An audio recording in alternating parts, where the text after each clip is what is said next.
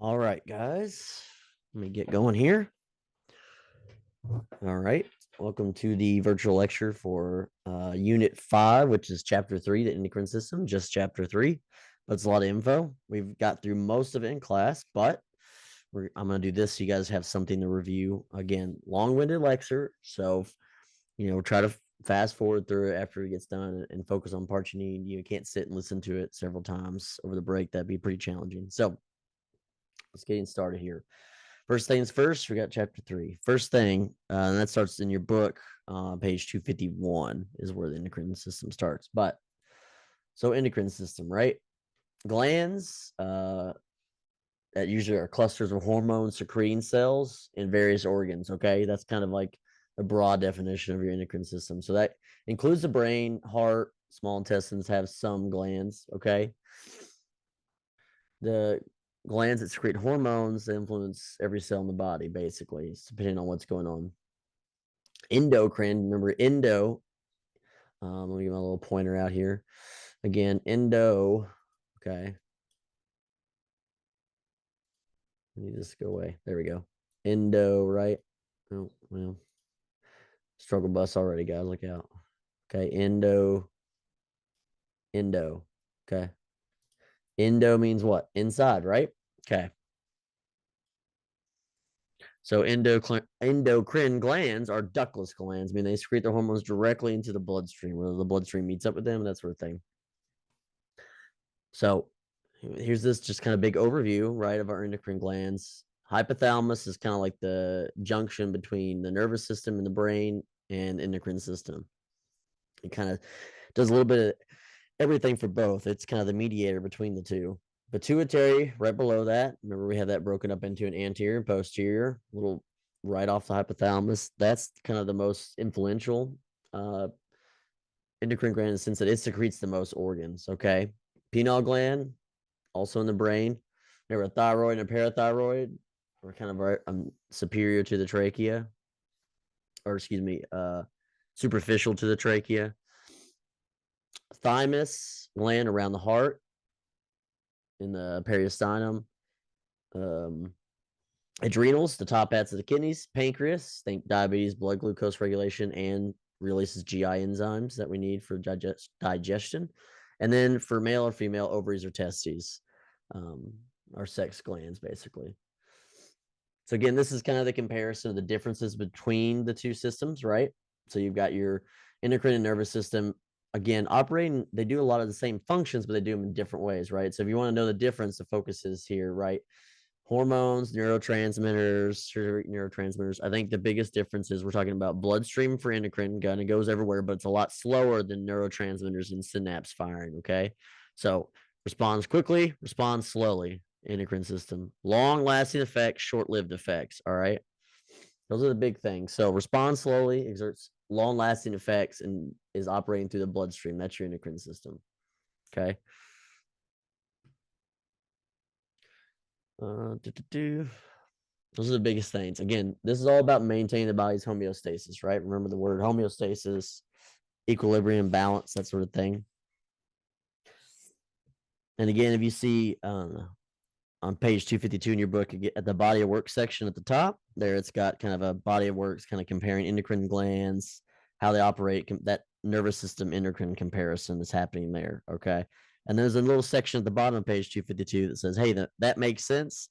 Talks about exocrine glands have exit routes, ducts into the environment. So like sweat glands, that sort of stuff, external to themselves. Endo, END, end in the body, end up in the bloodstream. Okay, endo is inside, right?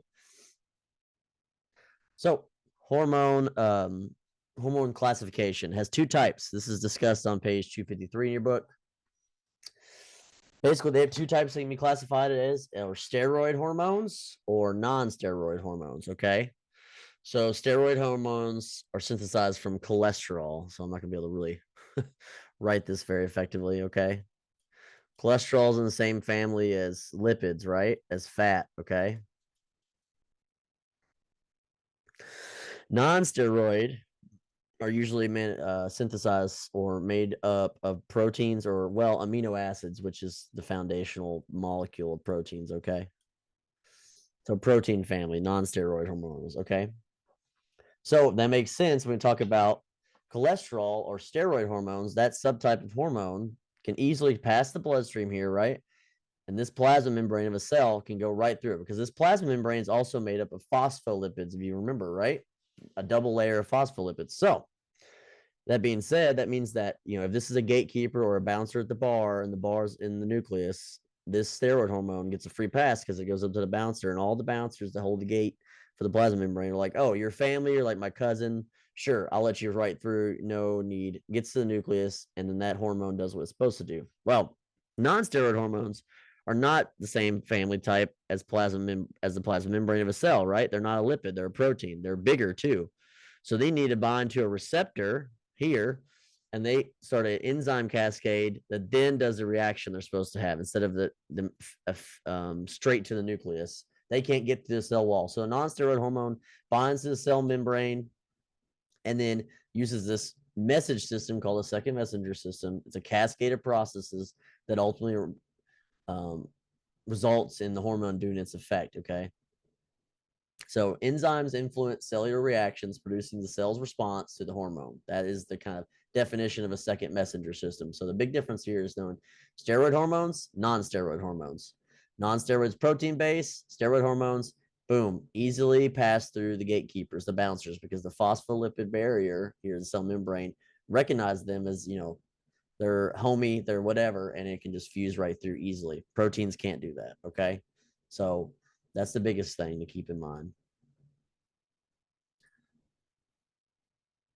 All right, so first question here we've got, which is a characteristic of endocrine glands? Endocrine glands. One, they employ neurotransmitters to relay messages. They have ducts that carry their secretions to the body surface. They exert a long-lasting effect. They respond quickly to stimuli. So you got to think through these answer choices real quick.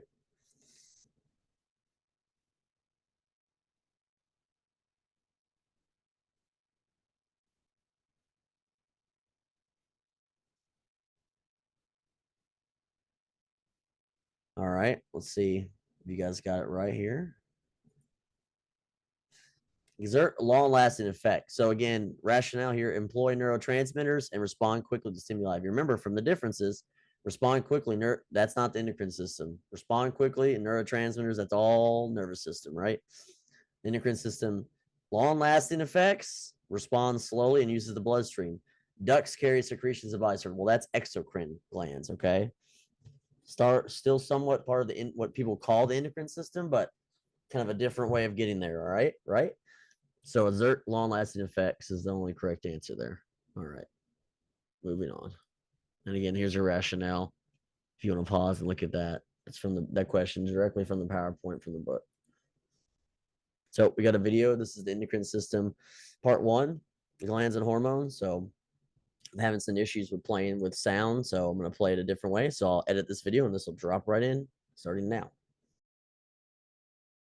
I've invited you all here today because I wanted to talk to you about some ugly stereotypes that are going around. I've been hearing a lot of unfair, unseemly, and unscientific generalizations being made lately, and they mostly have to do with sex and your hormones. People have a nasty habit of equating hormones with a particular set of behaviors and conditions, most of which have to do with reproduction or sexual development, or acts that include what my brother John has referred to as scootily pooping. For example, people will say that hormones are why Kevin has zits and is being all moody, or why Hannah, who's 3 months pregnant, just cried watching a commercial for car insurance, which, let's be honest, I do that too. Now, I'm not saying that hormones aren't at the root of sexual attraction or zits or occasional bouts of extreme emotion, because they are. That's just not all that they do. Not even close. When people talk about hormones in the context that I just mentioned, what they really mean is sex hormones. But sex hormones are just one kind of hormone that you have coursing through your body right now. In fact, there are at least 50 different types of these chemical messengers at work in your body at this very minute, but only a very few of them have anything at all to do with sex. The truth is, from birth to death, just about every cell and function in your body is under your hormones' constant influence. They're floating through your blood, regulating your metabolism, your sleep cycle, cycle, your response to stress, and the general and incredibly important overall homeostasis that keeps you not dead. Some hormones are just there to make other hormones trigger even more hormones in a kind of chemical relay race that biologists refer to rather elegantly as cascades. These hormones run through your body no matter what your mood is or whether you have zits. So the reality is, we are all hormonal all the time.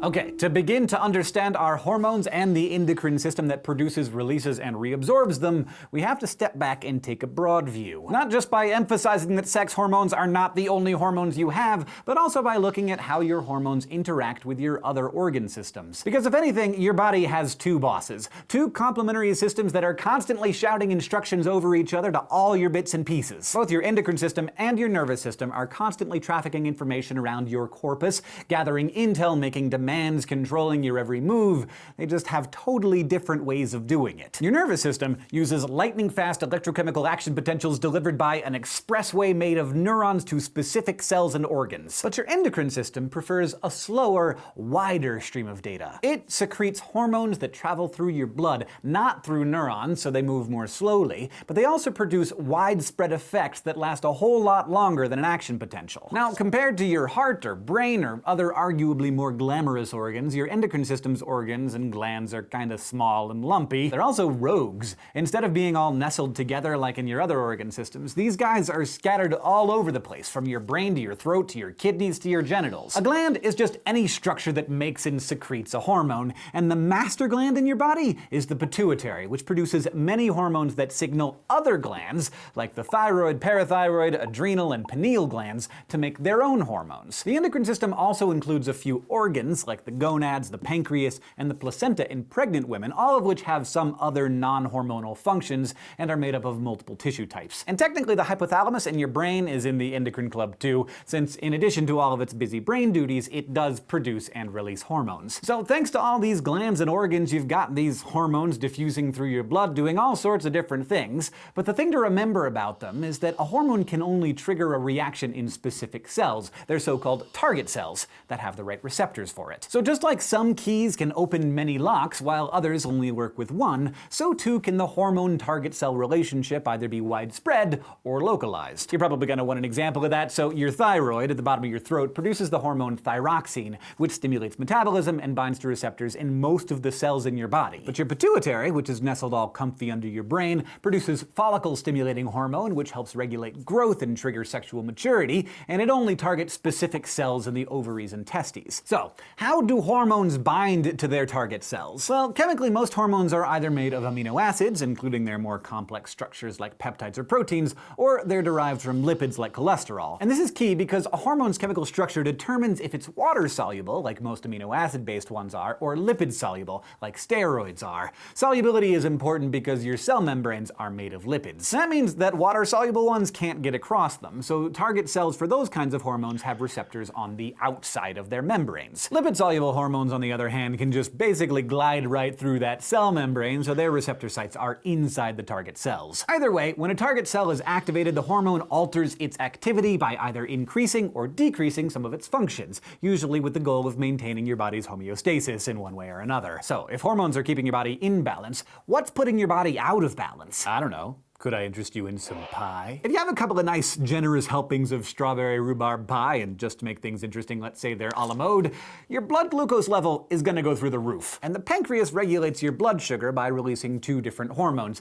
insulin and glucagon. Once you have a belly full of that pie, beta cells in your pancreas release insulin, which helps lower your blood sugar by increasing the rate at which your cells store the sugar either as glycogen or as fat for later use. Now let's say you've done the opposite. You've eaten no pie. You're pieless. In fact, you've eaten nothing for hours. If your blood sugar drops too low, then alpha cells in the pancreas will instead send out glucagon, which helps raise your blood sugar levels, in part by decreasing the storage of sugar in your cells and triggering the release of glucose back into the blood. Lots of different endocrine-related illnesses, like diabetes or hyperthyroidism, tend to be the result of either hyper, too much, or hypo, too little secretion of certain hormones, which throw your homeostasis off balance. But there are lots of more common and less obvious numerous ways your hormones can get out of balance, not because of some disorder, but because these signaling chemicals are just caught up in a chain reaction, which can take a while to subside. Some hormones just exist to control other hormones, which in turn control still more hormones. So as soon as one starts to trickle out, you can pretty quickly wind up with a cascade on your hands. You got a few different hormone cascades going on at any given moment, but one of the big ones,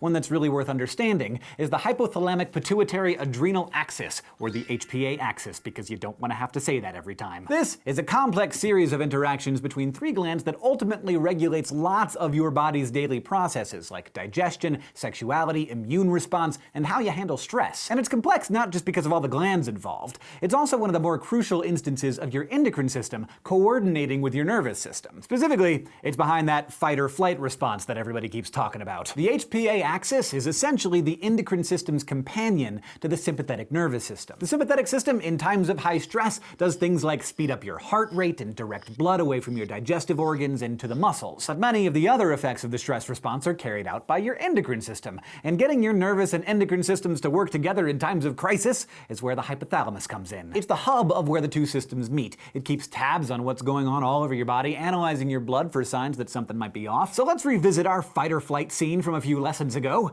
the old burning house scenario. So you're sleeping. You're dreaming about petting pandas with Emma Watson or whatever when the smoke alarm goes off. Well, action potentials in your brain trigger neurons in your hypothalamus to release the peptide hormone CRH, or corticotropin-releasing hormone. The CRH makes the very short trip through the bloodstream to the anterior pituitary gland, where, because it is water-soluble, it binds to receptors on the outside of its target cells. There, it triggers the release of adrenocorticotropic hormone, or ACTH. The ACTH travels again through the bloodstream to the adrenal cortices of the adrenal glands on top of your kidneys. When the ACTH binds to receptors on cells in an adrenal cortex, it triggers the release of a frenzy of different freak-out compounds known as glucocorticoid and mineralocorticoid hormones. Typically, these hormones help us deal with day-to-day stress by keeping our blood sugar and blood pressure balanced. But under major stress, like waking up in a burning building stress, these hormones, like cortisol, cause the classic fight-or-flight response, ramping up your blood pressure, dumping glucose into your bloodstream, shutting down non-emergency services like your immune system and sperm and egg development. And guess what? Now that all these stress hormones are pulsing through your blood, the hypothalamus back in the brain senses them. And because its job is to monitor and maintain balance whenever possible, it then stops secreting CRH, which eventually causes the other glands to stop secreting their panic hormones. Now, because this element of the stress response is hormonal rather than electrical, it comes on more slowly than the nervous system part, and it takes longer to subside too,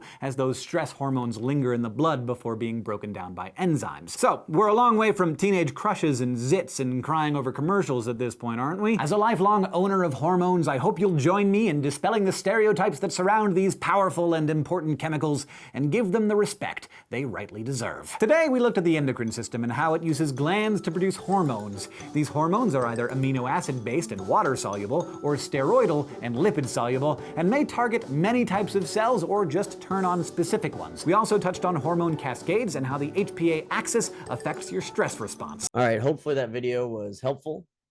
We're going to move on now. So pituitary and the hypothalamus, right? I mentioned them before, kind of that subdivide between the brain and the nervous system and the rest of the endocrine system, and kind of the joining of those both is the hypothalamus.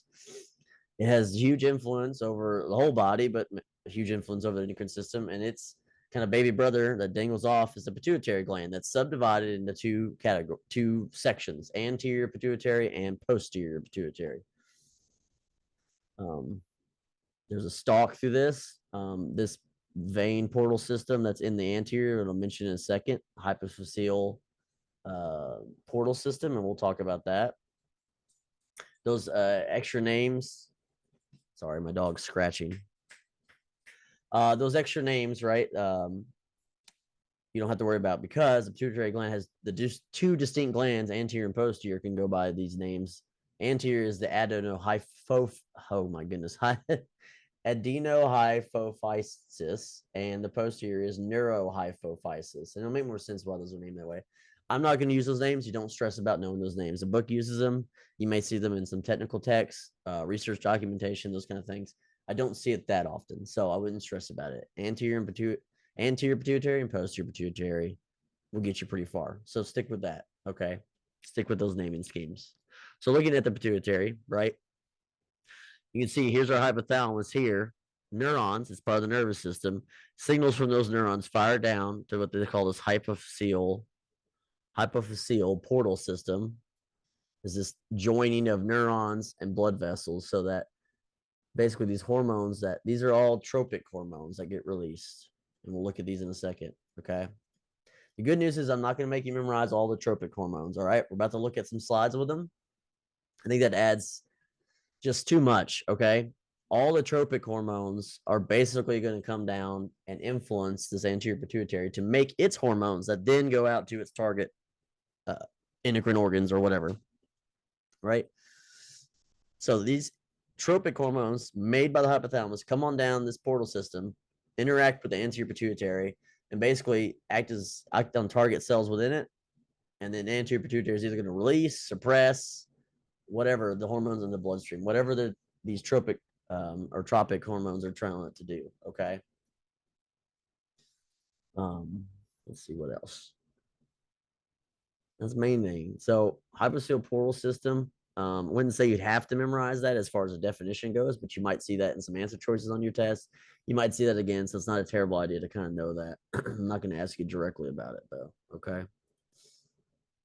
So looking on, because these are our kind of tropic hormones. Okay, you can see these corticotropin, thyrotropin releasing hormone, right? So gonadotropin releasing hormone promotes secretion of follicle FSH and LH. These are made, FSH and LH are made in the anterior, do that for sure, anterior pituitary, okay? Same thing for all these. TSH, thyrotropin, going to stimulate the thyroid. ACTH, corticotropin, that promotes the ACTH to be released by the pituitary and then go target the adrenals. You can kind of see the pattern here, right? That's what makes this so challenging. These hormones you do not need to memorize, okay? The hormones that the anterior pituitary makes because of the influence by the hypothalamus is where we're going to focus, okay? So again, prolactin, secretion of prolactin inhibiting growth hormone, those sort of things. Again, similar vein. So here's the hormones of the anterior pituitary. Okay, these are the ones we want to focus on, right? So we know we have our tropin hormones that are released. Okay. So here's where that gets you tropin and tropic come back to play a little bit in this, mainly because of their close relationship between that. But you don't need to necessarily know these long names. Know the acronyms. The acronyms are the best. Okay. You get the acronyms down, you're doing okay. All the other words, I don't even remember all these. Like somatotropin, I always forget that one too. Excuse me. So, hormones released by the anterior pituitary. Know these, put them in a chart, draw your pituitary, and start there. Say, all my pituitary gets its influence. It gets hormones fed to it from the hypothalamus that then tell the endocrine cells or endocrine releasing, hormone releasing cells of the anterior pituitary, hey, make this hormone and put it in the bloodstream, right? Get it out there, get it to do its job. So thyroid stimulating hormone, TSH, right? Stimulates the thyroid. Get that name. Prolactin stimulates lactin. ACTH, adrenocorticotrope. So adrenal, ACTH, adrenal. If you say that first part is the A in ACTH is adrenal, we know we're talking about the top hats of the kidneys, the adrenal glands. Follicle stimulating, FSH. Follicles, you think of sex organs, okay? Testes, ovaries, that sort of thing. LH, okay, luteinizing hormone. And then growth hormone kind of goes over a lot of growth hormone and thyroid stimulator. We'll talk about thyroid hormone because there's extra layers to this. This kind of has an influence on a lot of cells. Thyroid hormone almost has influence on almost every cell because it's all about metabolism. So, but the growth hormone acts on the body really to promote protein synthesis, lipid, carbohydrate metabolism, bone and skeletal muscle growth, those sort of things. Again, thyroid stimulate hormones just go into the thyroid to stimulate to make thyroid hormone that then acts on that. Okay. So basically, again, LH stimulates ovulation in women and estrogen and progesterone synthesis and then testosterone. And so think LH, think like the traditional sex hormones that I'm doing a bad job of writing, sex hormones that you think cause things menstrual cycles, release of eggs, male growth, those sort of things. Follicle stimulating is production of eggs on the ovaries, sperm in the testes, the actual sex organs, like the sex cells themselves that end up need to make a baby. Okay, that's where follicle stimulating to be about releasing eggs or creating eggs, excuse me, and creating sperm in males. Sex hormones are related to luteinizing hormone. They kind of, these two get mixed up a lot, so you got to try to make a distinction between the two. Follicle, you think it's acting on sex cells, production of eggs in females, sperm in males. Luteinizing hormone, I always throw an extra syllables in there for some reason, is about, again, um, stimulating stuff based on sex hormones, estrogen, progesterone, females, testosterone in males. Okay, that do stuff cause puberty, menstruation, ovulation for females, that sort of thing. Okay, but these are your big ones. Okay, these are your anterior pituitary hormones, and you got to know them. Okay, you got to. So this next section is looking at the posterior pituitary. So again, remember our subdivide, we've got an anterior and a posterior. It's only got two hormones to remember, thankfully: oxytocin and antidiuretic hormone, that's also known as ADH. Okay, and again, that I'm telling you, the acronyms ADH and that sort of stuff is gonna, you gotta know how to know both, but that's gonna really help you. It's gonna help you a lot. Okay, because it it just is, because they get used interchangeably, and when you start getting into advanced stuff where you're talking about, oh, this and that and what's going on and those sort of things, that's, it gets, when you talk about disease pathology is when this becomes a problem that you really really want to have this. Okay, like you're just gonna need it to know ADH and those sort of things. So the one other name that gets mentioned for ADH that I try not to test over, but you may see as well, that may not be a bad thing to kind of stock away in your memory banks here, is vasopressin. Okay, vasopressin. Mainly because ADH it acts on kidneys to reduce urine volume, prevent hydration, but it does affect the blood pressure in that way because it's fluid retaining. Okay. But here's the difference with this, right? Posterior pituitary is not made of gland tissue. It's not made of endocrine gland. It's not made of glandular tissue like the anterior pituitary. It's got the same kind of system. Hypothalamus releases hormones. The hypothalamus is the one that makes oxytocin and ADH. And the posterior pituitary just holds on to that. It's a holding cell, a holding platform. It holds in there and then releases it when the hypothalamus tells them to release the hormones. It's a the tissue is neural based for the posterior pituitary, not endocrine hormonal releasing based cells. Okay, so you got to make that difference, that key difference. So posterior pituitary does not secrete its own hormones or make its own hormones. It gets its hormones from the hypothalamus down here, holds on to them, unlike the anterior pituitary, has no glandular tissue, so it can't make hormones, and then circulates the hormones under direction. So they both are under direction of hypothalamus, but the posterior pituitary number does not make its own hormones. It is not glandular tissue like the anterior pituitary here. It is neural tissue. Okay, and then oxytocin affects uterine contractions for birth, release of breast milk, lactation, those sort of things. Usually around pregnancy, you can think of oxytocin. Okay.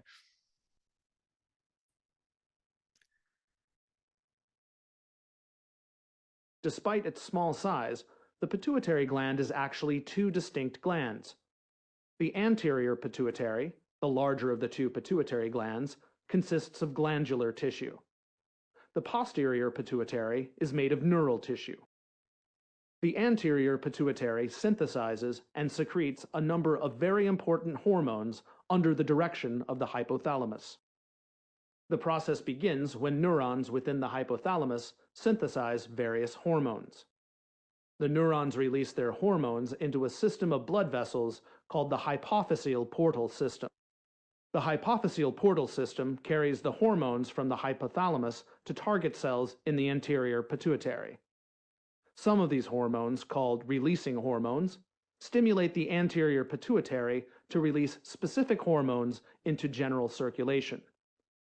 Other hypothalamic hormones, called inhibiting hormones, cause the anterior pituitary to suppress the release of certain hormones. In contrast with the anterior pituitary, which is composed of glandular tissue, the posterior pituitary is made of nerve fibers that originate in the hypothalamus. Instead of synthesizing hormones as the anterior pituitary does, the posterior pituitary simply stores hormones synthesized by the hypothalamus. Specifically, the hypothalamic neurons synthesize hormones which they send down to the posterior pituitary to be stored. The posterior pituitary holds the hormones until stimulated by the nervous system to release them. Okay, and we're back. So let's keep trucking. I will want to make a point here. I'm going to go to the next slide. But if you look at page 255 in your book, okay, we've kind of made it through there so far. That's a good chart on 255, right? That gives you kind of like what's my anterior pituitary hormones, all that sort of stuff. But I do want to backtrack to that page and talk about life lesson, growth hormone abnormalities. You see that? Okay, it's on 255 in our purple. Again, like I said, if you see a life lesson that has some kind of disease process, it's a good bet that you might get tested over it because you might see it again. But secretion of too much growth hormone, okay, hypersecretion during child growth years will trigger rapid excessive skeletal growth. That condition is called giantism. If you were in class or we looked at some, the world record, Guinness Book of World Records for tallest people, and usually men, right? 8 foot tall people and up in that range, right? They have a very distinct look, but that is giantism. They suffered from giantism as a child, overproduction of the growth hormone. And you have to ignore my dog back there. Apparently I don't know what she's doing, scratching and making noise with her collar. Anyway, so giantism, sorry, I always say that one wrong, is the hypersecretion of growth hormone as a child, okay? Here's the catch to that too. A lot of people that have giantism also suffer from the secondary condition, that is, if they're still having overproduction, hypersecretion of growth hormone during childhood, as they get older, they're still having that production. Their epiphyseal plates, remember their growth plates in their bones, if those start to fuse and they're still having the hypersecretion, that cartilage will form new bone and kind of build up on itself. So it causes their hands, feet, face, jaw to enlarge, and like have a pronounced jaw, like kind of double knuckles, bone growth on those areas that have growth plates. That is known as acromegaly. Acromegaly is a condition that is secondary to hypersecretion of growth hormone in childhood as giantism. So a lot of people that have giantism also suffer from acromegaly, depending on how long their growth hormone production took place, right? Okay.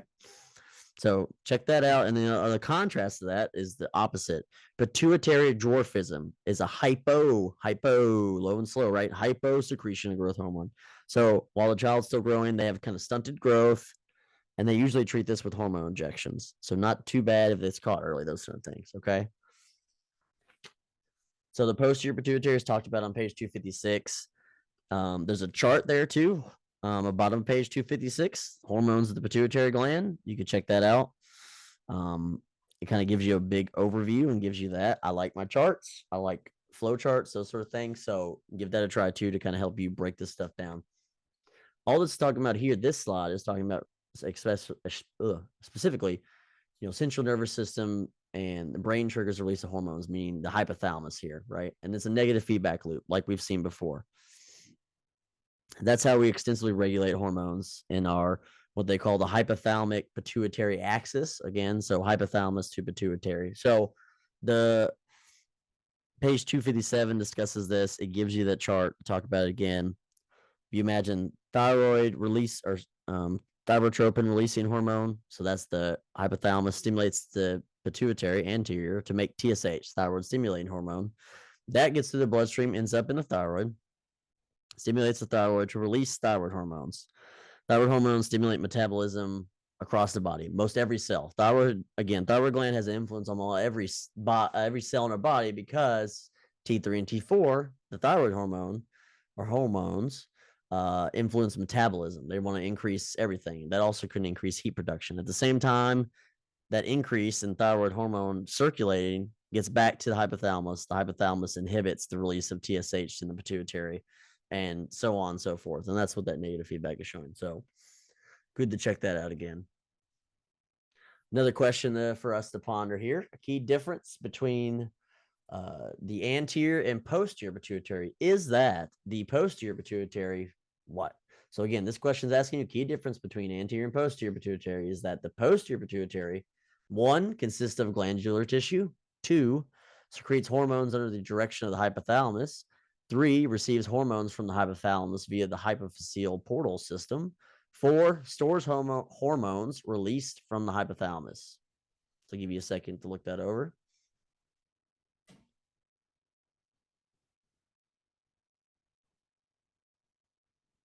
All right, we're gonna show the correct answer. We'll see if you guys want. And again, as we do this, as you guys do this at home, if you haven't got to sit through the whole lecture and you haven't got to see all the questions, then I kind of added a little bit more questions or tried to, give it treat it like a quiz. Take this as if you're not really trying to, cheat here and wait for the answer. Try to answer this and see where your knowledge is at.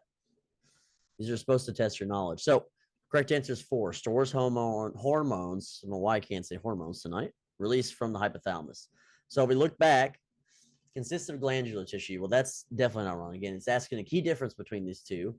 And it says, is that the posterior pituitary? It's asking you what makes the posterior. This question is asking you, again, wording. These are how questions are worded. Is asking you, is that the posterior pituitary what? It's asking you specifically what makes the posterior pituitary different from the anterior pituitary. Okay. So consists of glandular tissue. Nope. We know that is anterior. Secretes hormones under direction of hypothalamus. Well, that could be, but we should read the other answers, right? Receive hormones from the hypothalamus via the portal system. Well, we know that portal system is specific to the anterior, and that's discussing this. Portal system is discussing this mixture of neurons and blood vessels and glandular tissue. Stores hormones released from the hypothalamus. Stores hormones. That's about as close as we're going to get. This may be correct. It does do that on direction of the hypothalamus, but it doesn't make its own hormones. Again, this infers right here, secretes hormones under direction. This infers that we're talking about anterior because it's talking about an organ that secretes its own hormones under direction of the hypothalamus. This stores hormones that are released from the hypothalamus and then releases them. Okay. Right. All the statements are, again, that question is directly out of the PowerPoint, directly out of your book. You'll see that again and again. Okay. So page 258 in your book talks about the top hats of the kidneys here, the adrenal glands. All right, adrenals. Renal is kidneys, so adrenal is the kidney glands. They're on top of the kidneys in the anatomical sense. So 2 distinct glands, right? On each kidney, we have 2 kidneys, in case you forgot or didn't know. And there's an inner and outer portion of this. The outer portion is known as the adrenal cortex. Okay.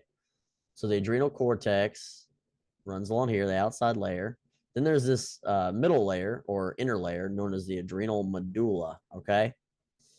So the adrenal cortex has 3 distinct layers that can be broken down into zona. Again, this kind of goes back to Latin and all those things. Glomerulosa, fasciculata, reticularis. Okay. You say, why does it have to have those names? Well, I don't know, because because you know how that goes. All right. So the adrenal medulla. All right. What's so important about that? So the adrenal medulla is responsible for what our book calls us and what most people call is catecholamines. Okay. Say, what the heck are catecholamines? All right. Catecholamines is talking about what most people refer to as adrenaline. So epinephrine. I'm not going to be able to write all this out, I don't think, effectively like this with a mouse, but I'm trying. Epinephrine and norepinephrine, okay? That's the catecholamines that are secreted by the adrenal medulla.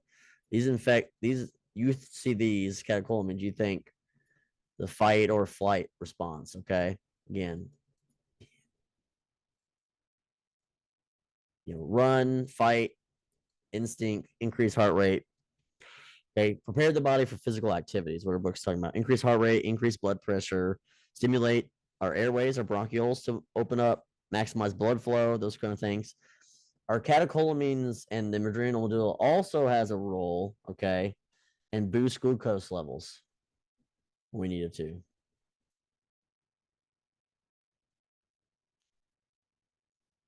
Try to write all this out. Takes me a minute. Okay. It's a source of fuel. All right. So this is not like happening all the time, but again, if you remember kind of what we talked about when we have like this fight or flight response and our epinephrine, norepinephrine kick in, all these things happen to get us prepared to like basically fight for our life, right? Whether that's running from that dog that's going to bite us or whatever.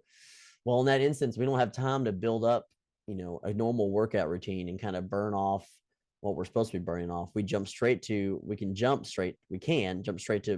using glucose as energy, which is good, but has lasting effects. We don't want to use that as predominant. We want to do, we want to keep our glucose for other things. So this is what this is doing is there's also the hormones released to help boost glucose levels so that we have this extra energy source throughout all our cells if we need it. Okay. So that's what those two things are doing. So that's the adrenal medulla. Okay. Adrenal cortex, right, is the outside layer, and it has these three zones that secrete different things. Okay. So glomerulosa is mineral corticosteroids or corticoids. Okay. You hear corticoids, you think corticosteroids. That's what we're talking about. Mineral. I can't write all this out. Corticoids. Okay. Mineral. So mineral, I think salt. Why do I think that? Because the predominant hormone that this secretes is aldosterone. Okay. You say, what does aldosterone do? Well, it retains, it's a bad arrow, retains salt. Okay. It acts in the kidneys to promote sodium retention and excretion. And again, its job basically is to help us deal with, fluid retention and increasing blood pressure, all those kind of things. Okay.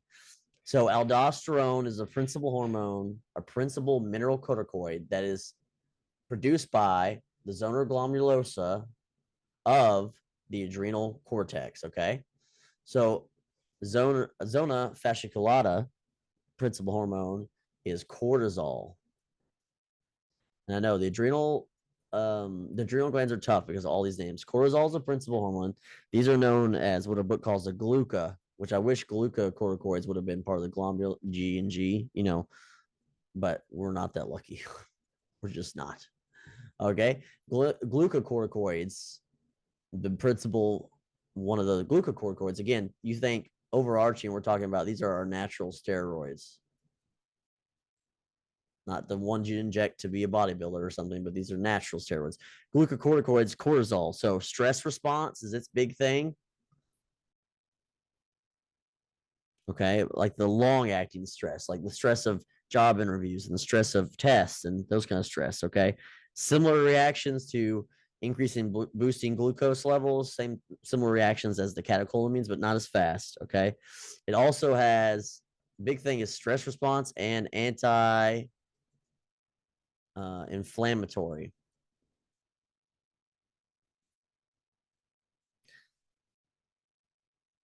They also, because they're anti-inflammatory, they also suppress, in the book listed here, suppress the immune system. That's high level stuff. That's some critical thinking stuff.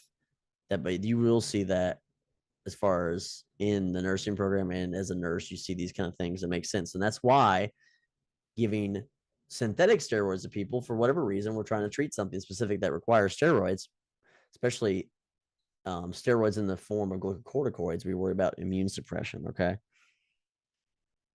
They also do a little bit for helping maintain homeostasis of BP, of blood pressure. Those are big things. A lot of stuff. But cortisol, you think long-term stress response, you think anti-inflammatory, suppressed immune system, blood pressure. Cortisol and glucocorticoids would be in the same family as like hydrocortisone cream. Okay, we're talking that kind of steroids, right? And that's all part of the fasciculata. So the last zone, the innermost zone here, is the zona reticulus, and that is sex steroids. Okay, sex steroids. You say, what in the world are sex steroids? Okay, well, sex steroids, the way the book lines it up too. Androgens basically is the name you would think of these. So androgens stimulate puberty, like pubic development, pubic hair, axillary hair, libido, sex drive for both sexes. Okay. So androgens, you think estrogen, testosterone. They also include a small. They can be converted, into those hormones. But think about sex steroids as puberty. The big thing is puberty development. We'll say that. That's the synopsis, the summary. Puberty development. Okay. So again, here's the adrenal gland snapshot. A lot of info. Okay. Pretty much you're going to have to highlight a lot of stuff on 258, but a lot of it comes back, which comes back to us, right? So page 258, it's got this breakdown. Again, refreshing. We've got our top hats are the kidneys. On top of each kidney, the adrenal glands. They get stimulated by the there you go. There's our anterior pituitary hormone, ACTH, adrenal corticotropin hormone. Sorry. So they get stimulated by ACTH. Okay, so catecholamines are found in the middle layer, the adrenal medulla, and those include epinephrine or norepinephrine, right? Instant, fast-acting stress response, fight or flight, and it also boosts glucose levels. Your adrenal cortex has 3 zones. This first zone on the outside, glomerulosa, is mineral corticoids, aldosterone predominantly, helping retain sodium, which salt sucks, right? Salt sucks. So salt sucks water is where that comes. If you don't remember me talking about that, salt sucks. Remember that. If you had to remember nothing else from this class, remember salt sucks. That will help you out so much. So sodium retains water, keeps the blood pressure up, helps with the stress response if it needs to, those sort of things. Second layer is the fasciculata glucocorticoids. So you can think of anything anti-inflammatory properties, suppressing the immune system, maintaining blood pressure, long-term stress response. Cortisol does all those things. Last layer of the adrenal cortex, is the zona reticulus, and that's sex steroids, basically helping with puberty development. Yeah, you got all that right? Easy peasy. I know it's a lot, but you guys can do this. Break it down, whatever you need to do. Make some word associations. Break these words down if you have to, okay? You can say G goes with our minerals. Fasciculata is our glucocorticoids. Reticulus is our sex steroids, okay? And this is just another breakdown of that. Again, aldosterone, principal mineral corticoid, aldosterone, principal glucocorticoid, cortisol, principal sex steroids, well, sex steroids, also known as androgens, okay? Androgens. I mean, also kind of thinking about it again, cortisol kind of helping the body adapt to stress. Think of it, like I said, long-term stress response as catecholamines, epinephrine, norepinephrine are going to immediately do something for our stress. Like, again, fight or flight, I'm running from a lion, those sort of things. Cortisol helps regulate the body adapt to stress, long-term stress, testing, new job, anxiety, job interviews, repair damaged tissues, kind of converting fat to protein to glucose, anti-inflammatory, suppress the immune system if secreted over a long time, and kind of also recognizes it's essential for maintaining normal blood pressure. Okay. And if you look on page 259, we have life lessons again, life lesson section for adrenal disorders. It's on page 259 at the top. So hypersecretion of cortisol. The big stuff is the cortisol, hypo. So again, hypersecretion of cortisol. Again, if you remember zona, look, all right, fasciculata, cortisol overproduction in our adrenal cortex. You guys are getting it. Results in a collection of symptoms that mainly is called hypersecretion, excess secretion of cortisol is called Cushing's syndrome. Okay. So Cushing's syndrome is like classic symptoms are listed in the book, right? But these aren't all. Some people have had Cushing's that don't have all these or have some of these. These aren't all predominant. But if you let Cushing's go, moon face, buffalo hump, or some of these things, what this is talking about is redistribution of fat. Okay. Remembering cortisol kind of helps break down fat and protein, redistributes it for energy. So if that's what Cushing's does, then it can redistribute fat and cause the face to round, moon face, buffalo hump, fat deposits between the shoulders, those kind of things. So the other things that you're going to see with Cushing's is this just disruption of carbohydrates, sugars, and protein metabolism. So that's going to usually make high blood sugar, hyperglycemia, muscle weakness, and edema. So fluid shifting where it shouldn't be. Okay. So, So that's Cushing's. Hyposecretion of mineral corticoids or glucocorticoids cannot be both. And again, mineral corticoids, predominant one is aldosterone, part of the zona glomerulosa, the outermost layer of the adrenal cortex. Occurs if that occurs, or cortisol, either one is hyposecreted. That's called Addison's disease. It's also called adrenal cortical insufficiency. Okay, so a lot of electrolyte abnormalities because of the effect of aldosterone not being used effectively. Muscle wasting, weakness, dehydration, again because of loss of sodium, and weight loss. So there's another chart, hormones of the adrenal glands, kind of help break that down. If you need to see where they target, see their principal effects, they're there. Okay. This is at the bottom of page 259, talks about the HPA axis. If you hear HPA axis, we're talking about hypothalamic pituitary adrenal axis. What a mouthful. That's why you should call it HPA. Basically, this is all stimulated to help the body continue to cope with stress. Basically, if you think here HPA axis, you think cope with stress, which is highlighted here. Okay, so this is just showing us, corticotropic releasing hormone, adrenal corticotropin hormone released by the pituitary that affects the adrenals to secrete cortisol and deal with stress. So high levels of stress can really mess with you. So, excuse me. So, like, basically, imagine after 10 seconds of the initial nervous system fight or fight, we get our hypothalamic pituitary adrenal axis. The HPA is stimulated. Okay. So, hypothalamus releases CRH. That goes down to the pituitary, releases ACTH, goes to the bloodstream. So, again, longer effects, renal cortex. Cortisol increases heart rate, blood pressure, blood glucose levels because that redistribution of fat and proteins.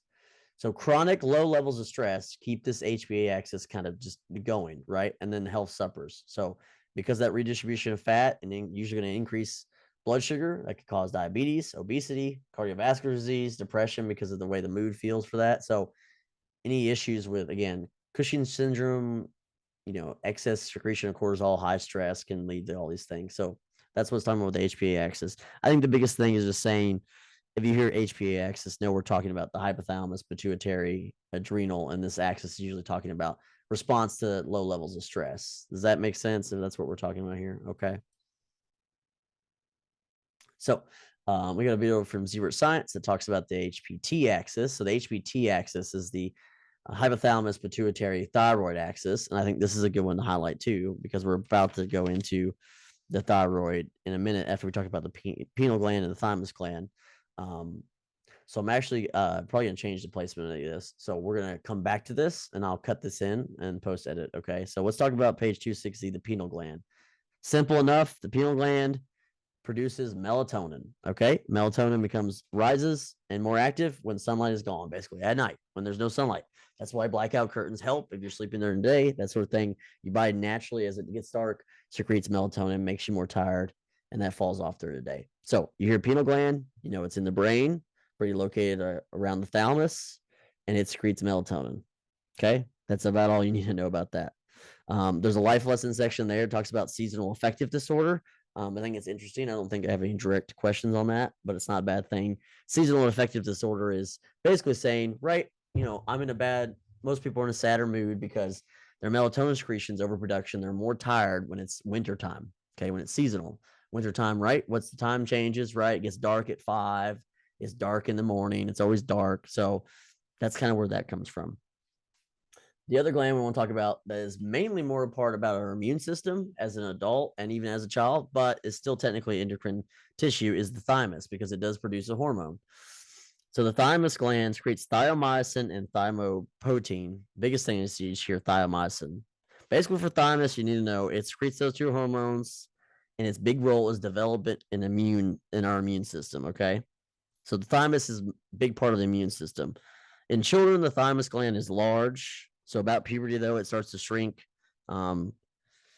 Usually as we get older, the gland is more fat tissue, fibrous tissue. It has a bigger role in the immune system as it does. So those are kind of the two key points to the thymus. But your thymus, you think kind of around the top of the heart, okay, in the mediastinum. I think I said periostinum earlier in this video. I didn't mean to. Mediastinum, excuse me. The space in between the lungs where the heart rests, okay? So thyroid gland. We'll talk about the thyroid gland, and then we'll switch back to our video that talks about the thyroid axis, the HPT. So a thyroid gland. See here, it looks like a bow tie to me. Okay, a bit bow tie, superficial to the trachea. Yeah, but it's in the neck, kind of above or right around the Adam's apple. It creates two hormones that you got to keep up with. Two dose, okay? Thyroid hormone or thyroid hormones is one of them. You say, okay, why is it plural? Well, it's thyroid hormone is broken down, usually considered one hormone because they have the same effect, but they have a little bit different molecular structure, and that's why there's distinction for two. T3 and T4 are the thyroid hormone, okay, or hormones. The only distinction between the two is that they have a different molecular structure. You say, what is that? These are number of iodine molecules make up. Iodine is important for the manufacturing of this hormone. Iodine. Wow, apparently it's too late at night. Iodine. That's not how you spell iodine at all. Iodine. Okay, number of iodine molecules. So T3 is 3 molecules. T4 is 4 molecules. That makes up your thyroid hormone. Or you can say T3, T4. You can say thyroid hormones, thyroid hormone. You'd be talking about the same thing. They do the same thing. Metabolism. They go in the cells, increase metabolism, burn energy, maybe increase heat as a side effect, but they overall help our body do things like metabolize, work, function, do the normal everyday stuff. The other principal hormone that's made by the thyroid is important in calcium regulation, and it's got calcium in the name, calcitonin.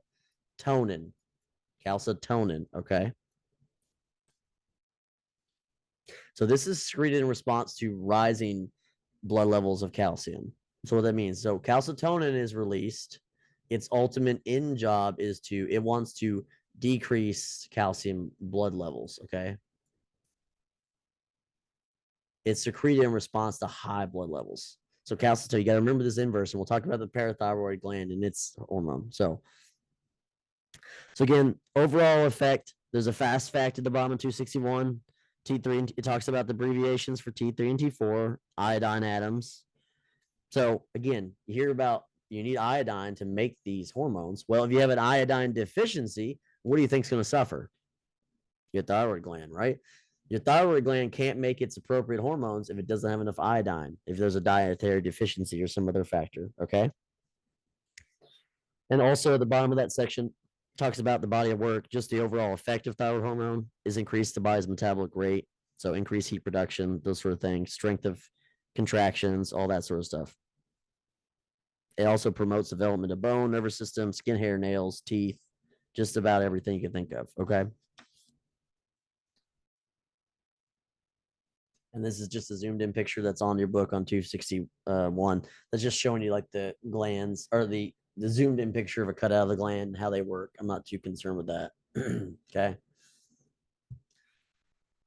Before we move on to the parathyroid gland, notice on parathyroid's talked about on page 262. Okay.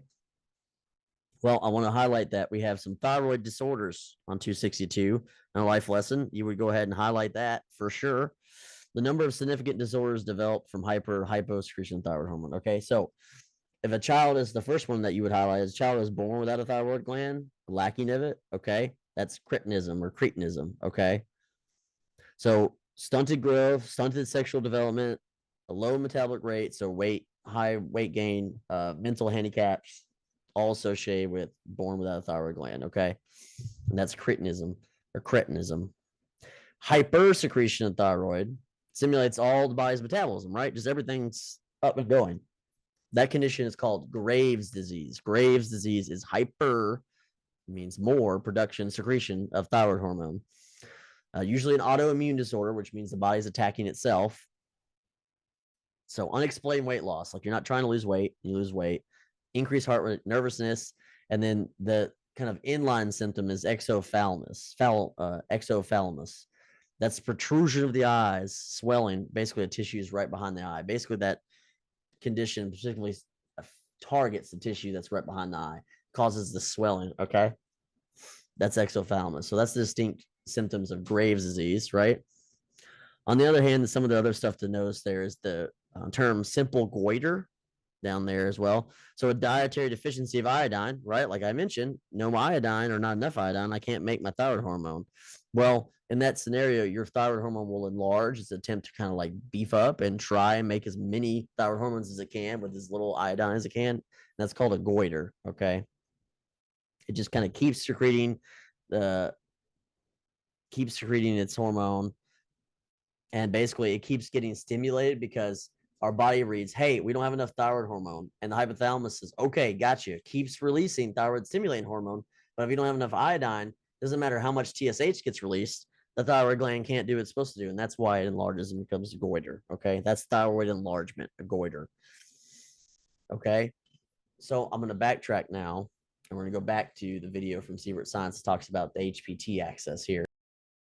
The endocrine system uses some complex negative feedback loops to regulate the hormones in our body. In this video, we're going to look at a particular set of hormones involved in the hypothalamus pituitary thyroid axis, or HPT axis for short. We're going to talk about two conditions: hyperthyroidism, which could make you jittery and kind of shaky, and hypothyroidism, which could cause somebody to have low energy, become sort of lethargic, maybe put on weight. But both of those conditions, hyper and hypothyroidism, are caused by a disorder of the endocrine system, in particular, the HPT axis. We've got a lot to cover, so let's jump to the whiteboard. First thing, like I said, there's 3 organs involved here. 2 in the brain and 1 in the neck. We have the hypothalamus, which is going to be kind of the controller here. The pituitary just below that will receive instructions from the hypothalamus. And finally, we have the thyroid gland, which will release a hormone that's going to regulate our metabolism. Starting with the hypothalamus, the way that I think about this is as if the hypothalamus is sort of normally on the on setting. If nothing else changes, it's going to be releasing its hormone. And the hormone that the hypothalamus releases in this axis is called thyrotropin releasing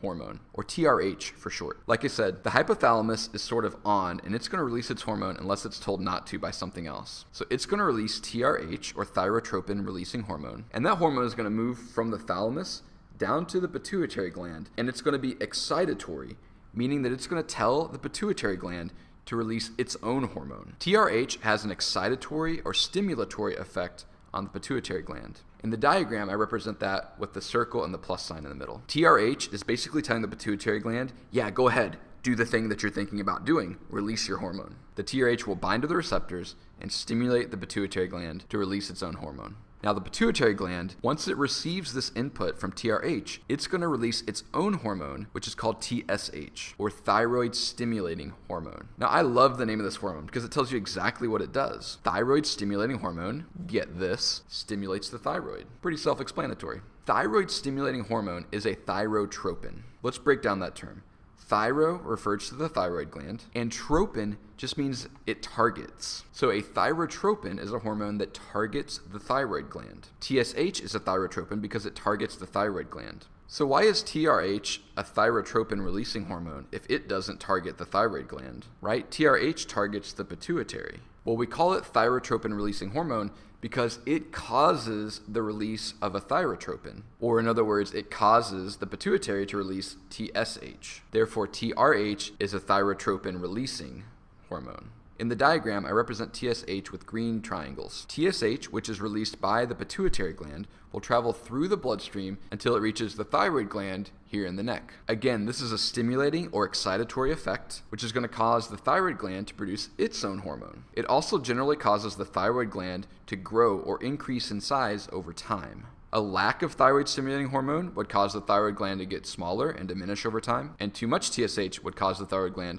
to start to grow larger over time. Now, the thyroid gland is going to release 2 hormones. They have long names, triiodothyronine and thyroxine, but in this video, we're going to refer to them as T3 and T4, which is a lot quicker to write and to say. T3 and T4 have very similar functions, so for the rest of this feedback loop, I'm going to treat them as if they're the same thing. So T3 and T4 are hormones that regulate your metabolism. Let's define metabolism real quick. Metabolism is somewhat complicated, but we can simplify this to say that metabolism is all of the chemical reactions in the body that convert food into energy. T3 and T4 are going to travel through the bloodstream and stimulate lots of cells throughout the body to increase the metabolism, or the breakdown of food into usable energy throughout the body. If we have too much T3 and T4, that will lead to hyperthyroidism, or an overactive metabolism, where we're breaking down food into usable energy too quickly. That excess energy could cause our heart rate to beat really fast. It could cause our hands to be jittery. It could cause our mind to be sort of overactive. Those all being common symptoms of hyperthyroidism. If our T3 and T4 levels are too low, it causes the opposite, hypothyroidism. That would be an underactive metabolism. It could cause weight gain because our body's going to stop breaking down as much food into usable energy. And it could cause a low energy state or sort of lethargy where we don't really have the energy to do much. Hypo and hyperthyroidism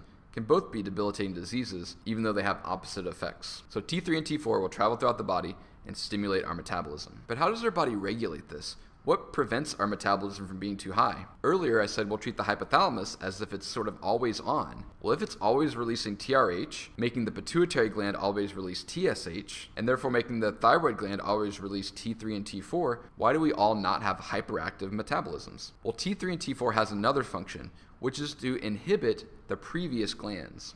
So the T3 and T4, as it travels throughout the bloodstream, will also interact with receptors on the hypothalamus and the pituitary gland. The more T3 and T4 we have, the more it will inhibit or slow down the hypothalamus and the pituitary. That'll cause the hypothalamus to release less TRH and the pituitary to release less TSH, bringing the TRH, TSH, and T3 and T4 levels back down to the set point where they need to be, and therefore bringing our metabolism back into our normal range. So let's run back through this a couple times. The hypothalamus in its normal on state will release TRH. The TRH will bind with receptors in the pituitary to stimulate it to make and release TSH. Now TSH levels are kind of high, and they're going to travel down to the thyroid gland and make the thyroid gland release T3 and T4. As T3 and T4 levels get a little bit too high, they're going to inhibit the other glands. By traveling to the inhibitory receptors in the hypothalamus, that's going to slow the hypothalamus down and cause it to release less TRH. With less TRH, there's nothing to tell the pituitary gland to make TSH, so our TSH levels will decrease. And as our TSH levels decrease, that causes T3 and T4 production to decrease as well. But what if the T3 and T4 gets too low? Well, if there's less T3 and T4 to inhibit the pituitary gland and hypothalamus, well, the hypothalamus will revert back to its on state and start making more TRH. And we're kind of back to where we started. If we have more TRH, that'll cause more TSH, and that'll cause more T3 and T4. And so we get this dynamic equilibrium where our T3 and T4 levels maybe go up for a little bit, and then they go back down, and then back up and back down, but they're going to stay about at that set point or the normal range. All right, to recap, let's run back through this one more time. The hypothalamus in the brain releases thyrotropion-releasing hormone, which will travel down and bind with receptors on the pituitary gland to stimulate it. This causes the pituitary gland to release TSH, or thyroid-stimulating hormone. Thyroid-stimulating hormone will travel through the bloodstream down to the thyroid gland in the neck and bind with receptors there, causing the thyroid gland to grow a little bit over time, but also telling the thyroid gland to release T3 and T4 to increase our metabolism. T3 and T4 will travel throughout the whole body and tell our cells to increase our metabolism. But T3 and T4 also will travel back to the hypothalamus and the pituitary gland and bind with receptors there, which will inhibit or slow down the hypothalamus and the pituitary gland. This will bring TRH and TSH, and therefore T3 and T4 levels, back down to a level that they need to be at. This whole process of negative feedback is how we regulate our metabolism, make sure it doesn't get too high or too low. Now I want to take a look at two things that could happen that could cause hyper and hypothyroidism. One is a tumor on the pituitary or the thyroid gland, and another is an autoimmune disease that could either destroy or block receptors on the thyroid gland or the pituitary. To see how that all works, click on the video link right here, where we'll look at some of those endocrine disorders of the HPT axis. Can you point to your thyroid gland? Where's your thyroid gland? No, that's not where it is. Yeah, there's where my thyroid gland is. Where is your thyroid gland? Can you wave hi? Wave hi. Okay, we're back to the parathyroid glands. Parathyroid is on page 262. So the parathyroid glands are kind of multiple glands. Now you can see here, this is a posterior view of our thyroid gland. There's our bow tie, okay? Our bow tie, this is posterior. So this is like if you took you're the trachea looking out, looking anterior towards the front of somebody's body. These parathyroid glands hide within the tissue, kind of right behind the thyroid gland. Hence the name parathyroid. It only secretes one hormone, and thank goodness, PTH. It's called parathyroid hormone. Thank goodness, it's a hormone that's named right, as about as easy as it can. Okay. Well, what does it do? Well, remember, our thyroid gland has two principal hormones, right? Thyroid hormone that includes T3 and T4 that do a lot of metabolism things. Its other was what? Calcitonin. Calcitonin is secreted in response to high calcium. So calcitonin's job is to decrease blood calcium. Well, PTH does the opposite. It's part of this calcium regulation. PTH's job is to increase blood levels of calcium. So PTH is secreted in response to low. So when it's low CH blood, PTH gets released more and brings it up. And again, these two operate in homeostasis, okay?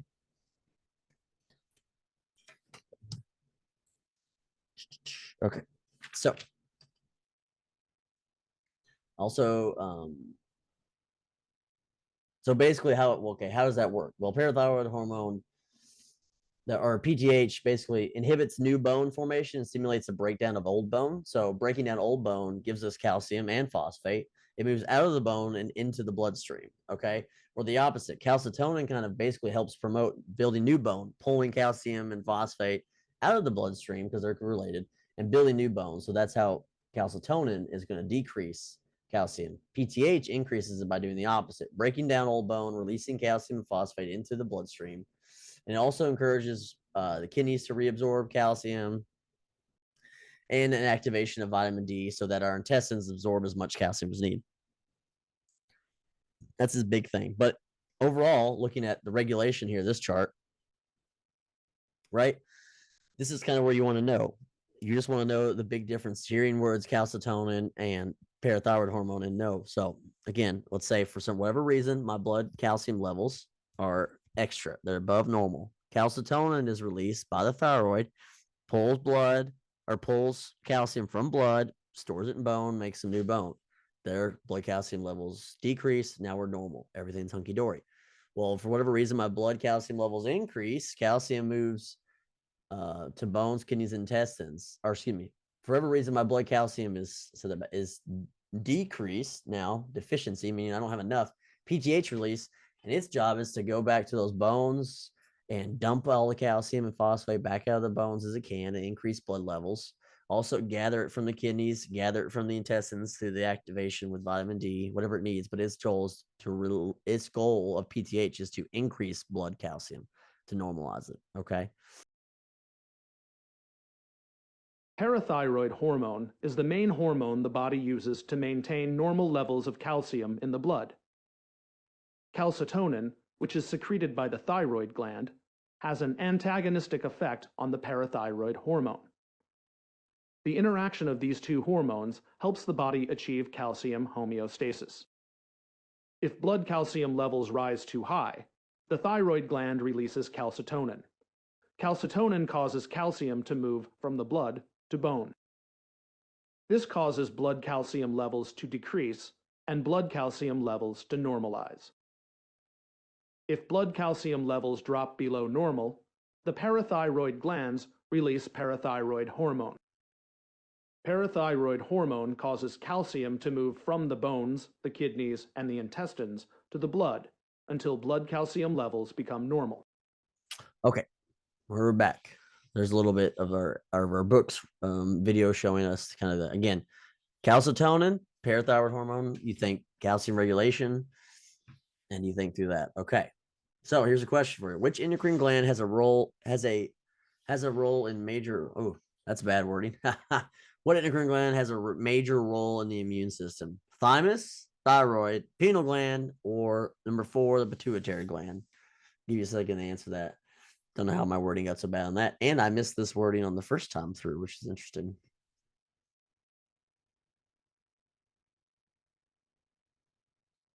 Okay. Let's see. You should have this down pat. You guys are pros now. Thymus gland. That's the big kind of characterization of the thymus gland. How you memorize what the heck the thymus gland is, right? Big role in the immune system. More important as we talk about immune health and stuff, as we'll get to.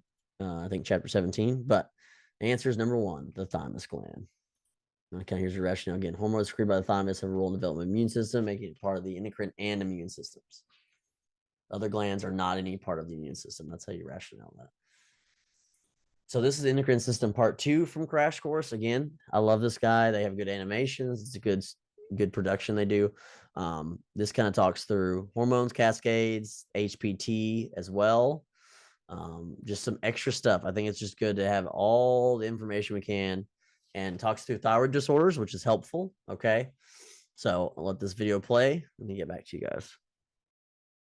Got a case study for you. Let me tell you about Marie. She was a healthy woman in her late 30s. She'd always been an active person, but at some point her energy level just seemed limitless. She was walking the dog 4 times a day, up at 5 in the morning, emailing her coworkers, and at midnight she was still awake, like dusting the ceiling fans. At first she felt great, she was super productive, but soon she started having trouble sleeping. She felt anxious all the time, she lost a lot of weight and noticed that she felt hot and sweaty when no one around her did. She started experiencing heart palpitations. Then one day her vision seemed blurry, and when she looked in the mirror, she was kind of surprised to find that her eyes were actually bulging out of their sockets. So yeah, she finally called a doctor, because, you know, bulging eyeballs. Marie's doctor referred her to an endocrinologist who, after running some tests, determined that the root of her problems was in her thyroid gland. The thyroid is one of the stars of your endocrine system. It's the little butterfly-shaped structure located anterior to your trachea and inferior to the larynx or voice box. It may look cute and unassuming, but don't be fooled. The powerful hormones that it produces influence some of your most important physiological processes. These hormones, and many others, help maintain your chemical homeostasis, the balance and concentrations of substances like calcium, sodium, even water within very narrow ranges so that your body can provide a consistent internal environment for your cells. Your cells and the proteins in them need that stable environment to function, so if your body loses its homeostasis too dramatically, cellular function will stop, and as we say here on Crash Course Anatomy and Physiology, you will stop being alive. So your thyroid helps you avoid such a fate by secreting hormones that regulate many aspects of your body's homeostasis, like body temperature, skin moisture, and your blood's levels of oxygen, calcium, and cholesterol. It should come as no surprise that if the thyroid malfunctions and produces too much or too little of a hormone, it can lead to all sorts of weird and serious symptoms. And yet, thyroid disorders and the hormonal imbalances that accompany them are pretty common. It's pretty likely that you know at least one person, most likely a woman, who has experienced an issue with a dysfunctional thyroid, and many more of us are walking around with thyroid disorders and haven't even been diagnosed yet. In Marie's case, it turns out that she had Graves' disease, an immune system disorder that results in the overproduction of thyroid hormones, or hyperthyroidism. Although it's just one type of hormone disorder, looking at her symptoms can help us understand just how important, influential, and interconnected hormones are, and why they need to be properly balanced to maintain healthy homeostasis. And I cannot say this enough, homeostasis is life.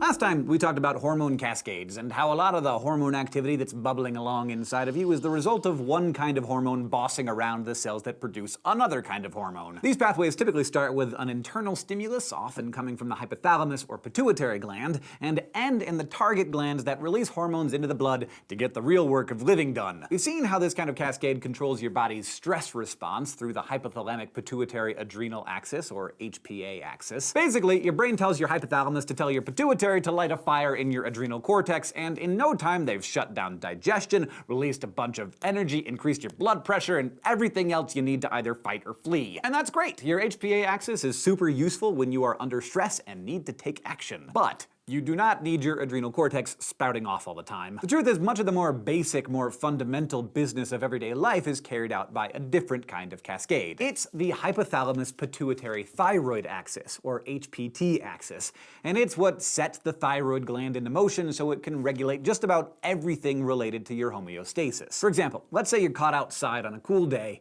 and you're underdressed. So let's say you were on a bus, busily texting your bestie, and you got off at a stop while searching for the emoji that most accurately depicted your reaction to the new Avengers movie when you realized that you'd left your jacket on the seat. There's nothing you can do to get your jacket back, but your hormones can do something about your coldness. Now, your nervous system, of course, has its own ways of detecting and signaling a change in temperature, but your endocrine system gets involved as soon as it senses that the temperature of your blood has changed. Your cooler than normal blood flows into your brain's hypothalamus, where it bumps up against temperature-sensitive sensory neurons, which act like a kind of thermostat. Once they detect that the temperature is below target levels, those neurons secrete thyrotropin-releasing hormone, or TRH, into the bloodstream. TRH is a tropic hormone, which means that it gets the hormone cascade started by triggering the release of other hormones. The cascade starts off with just a trickle as TRH goes just a few millimeters to the anterior pituitary, where it hits receptors on cells there, causing it to release thyroid-stimulating hormone, or TSH, into the bloodstream. That then travels down to the thyroid, finds its receptors, and slaps the gland to attention so it releases its own special thyroid hormone into the blood, where it can affect virtually every cell in your body. Like steroids, thyroid hormone is lipid-soluble, so it crosses the membrane of its target cell to bind inside the nucleus. There, it can make the cell either increase, decrease, or maintain its primary function. In this case, since you're feeling chilly, your body needs to stoke the fire a bit, and it does that by burning glucose. In your cells, burning glucose really means breaking it down so its component parts can be used to produce ATP. Thyroid hormone comes into play when it binds to receptors inside the nuclei of your muscle cells,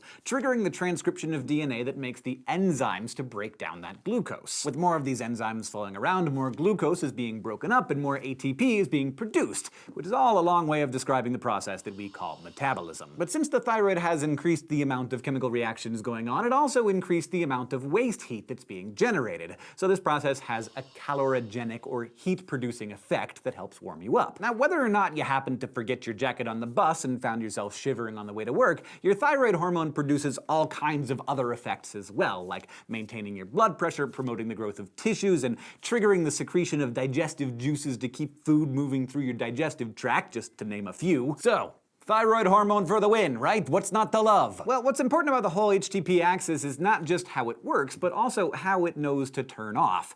Your glands need negative feedback in order to know when their job is done so they can stop secreting certain hormones. That's where your pituitary and hypothalamus come in. Remember, they're always monitoring hormone levels in your blood. If there's too much thyroid hormone, they both decrease their own hormone production to stop stimulating the thyroid. That, in turn, reduces thyroid hormone levels in the blood and slows down your metabolism again before you get overheated. At least that's what happens if everything's working the way it should. But there are millions of Maries out there. Plenty of people, maybe even including you, who know full well that hormonal imbalances, thyroid-related or otherwise, happen all the time. Why? Well, thyroid disorders can be caused by lots of things, but in the case of our Marie, it's autoimmune dysfunction. Normally, when you get sick with a virus or bacteria or what have you, your immune system responds by sending out antibodies that target those invaders. Now, we don't fully understand why yet, but if you have something like Graves' disease, your body produces abnormal antibodies that target the cells of your thyroid gland itself. And instead of marking those cells for destruction like antibodies normally do, they do something even more bizarre. They mimic the hormones that the pituitary gland sends out, which bind to the thyroid's receptors. So even though the pituitary dials down its hormone production in an effort to get the thyroid to stop, the thyroid does not get the message because the receptors are still being activated. Basically, the gland never receives any negative feedback, so it just won't quit. And if your thyroid doesn't stop, it's hard for you to stop. So that's why Marie was always hot and sweaty. Her hypothalamus was screaming that she was warm enough, but those antibodies were hijacking the hormone cascade, and she was losing weight even though she was eating all the time because the thyroid hormone was no longer regulating her metabolism properly. But what about those big bulging eyes? Remember those? That was weird. Well, because they're part of the immune response, those disruptive antibodies often cause inflammation, particularly in the tissues around the eyes. In some cases, the swelling can be so severe that the eyes are no longer able to close. Treatment for Graves' disease involves either inhibiting the production of thyroid hormones or blocking their effects, basically getting your body chemistry back in order. The moral of the story is that hormones mean business, and by business I mean living, and by living what I really mean is, and everybody say it together now,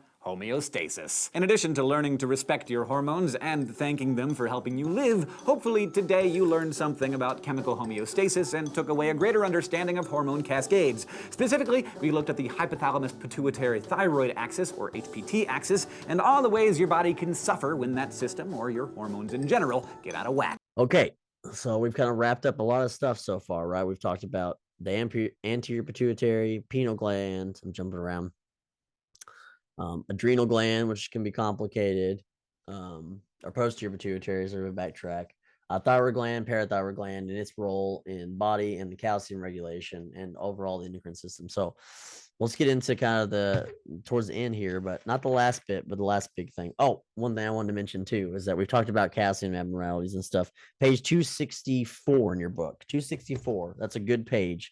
So that 264 page has life lessons, calcium abnormalities. Go ahead and start highlighting some stuff there, okay? So again, calcium ions normally kind of rest inside the cell and have to do with membrane potential. We need calcium for muscle contraction, firing neurons, for blood clotting, a lot of stuff. So basically what that means is normally the number of blood calcium ions in the blood is a lower kind of number to parts per deciliter or whatever, however you want to word it. But it means it's mostly an intracellular ion. It means that molecule is mostly hiding in cells and being moved around to cause, muscle contraction, that sort of thing. So that means when calcium is short supply, it usually can more easily enter the cell. So calcium deficiency, hypo, low and slow, right? Hypocalcemia basically makes nerves and muscle cells become more excitable because they're moving around inside the cells more. And so the condition that happens is that this hand tremor or this hand locking up, that's called tetany. Tetany is a sustained contraction of a muscle, and usually it does it in the wrist hands, like the image is showing. So you think hypocalcemia, low blood calcium, you think excited muscles, muscle spasms, tetany is a potential. Okay. So the opposite flow of that, when blood calcium levels are high, it has the opposite effect. Excuse me, because calcium is normally lower in the blood, and it's more of an intracellular ion. When it's higher in the blood, kind of has opposite effect. The cells themselves, like muscle cells and neurons, are missing it, so they don't fire as well. They're missing their calcium. It's in the blood. It's not where it's supposed to be.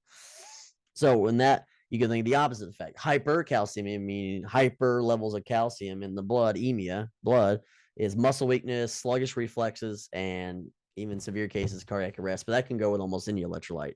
Potassium, sodium, well, not so much sodium. Potassium, for sure. Calcium can cause electrical firing issues because of neurons, right? So muscle weakness, sluggish reflexes, those sort of things. And there's a chart at the bottom of, like, my charts, page 264, calcitonin and parathyroid hormone, and what exactly they do if you want to look at it that way. Okay. Oh, and the fast fact there, ding, ding, ding, the fast fact on page 264, ding, ding, ding, highlight that. Tetany, so again, from hypocalcemia, this continuous muscle contraction, typically occurs after accidental removal of the parathyroid glands during thyroid surgery. So that's a big thing to think about, is if someone's having a thyroidectomy because they have Graves' disease, right? They have hypersecretion of thyroid. They have to get it removed. It's autoimmune, so they can't fix it. They've just got to remove it. There's potential, as you saw with the way that the thyroid gland looks, right? We've got the parathyroid hormones. Here's our bow tie. Resting behind that is all parathyroid glands just tucked in there. Okay. So in that case, well, we've got to worry about a few things, but the biggest thing is that the parathyroid glands get removed, and now we have no regulation of calcium. It's potential that instead of having, if parathyroid glands are removed and having no ability to kind of increase levels of calcium, we might decrease to the point that it causes tetany. So that's just an interesting thing to keep in mind. Anytime there's a thyroidectomy, removal of the thyroid, you think definitely a high possibility that you could remove some parathyroid glands, because again, our book gives us nice colors and all those things, but when you get in there in a real person, most of it's pink. It's the same kind of color. It's very easily, as a surgeon, still to actually remove parathyroid glands. So very common. Okay, so moving on, we're talking about the pancreas. We're going to talk about diabetes and blood sugar regulation. Excuse me. So page 265 talks about that. This is, we got to get in the meat and potatoes here. So page 265 talks about the pancreas. As you see, here's the organ. The pancreas has a lot of involvement in the GI tract, in GI, in releasing enzymes that help digest fat, digest food. So the pancreas does act as an exocrine gland because of that function, but also a small percentage serves as an important endocrine function. So the exocrine part of it is the digestive enzymes into ducts, and then in here to the duodenum, part of the small intestine. And then using the pancreatic islets, so these little areas that release certain stuff, alpha, beta, and delta cells. So alpha cells, you see there on your book, page 265, alpha cells secrete the hormone glucagon. Glucagon stimulates the liver cells to convert what they have. Glycogen is stored glucose into glucose and convert fatty and amino acids into glucose. Basically, all the glucagon is trying to do is release glucose into the body to increase blood levels of glucose. Okay. So glucagon, think about glucagon is released when glucose is gone. Okay. Glucose is gone from my body. I haven't eaten whatever's going on. I'm missing the glucose in my bloodstream and I need glucagon to put it back. Okay. So glucagon is stimulated when glucose is gone, and that is made by the alpha cells, secreted in the alpha cells of the pancreas. Beta cells, on the other hand, have the opposite effect, right? The inverse. Beta cells secrete the hormone insulin. Okay, insulin. Most of us have heard of insulin, right? Insulin is made by people.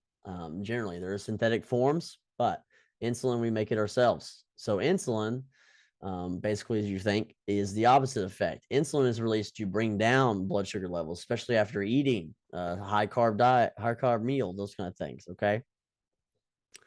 Basically, insulin stimulates cells to help absorb the nutrients that it just took, basically pulling glucose into cells to be used up and thus lowering blood levels of glucose, causing them to fall. Delta cells, you don't have to you don't have to worry about too much. Just kind of know that they're there. But the delta cells secrete somatostatin. It's a hormone that basically works to regulate kind of other endocrine cells, and it kind of either releases glucose, insulin, growth hormone as well. It kind of helps do a lot of things, but we're not too stressed about that.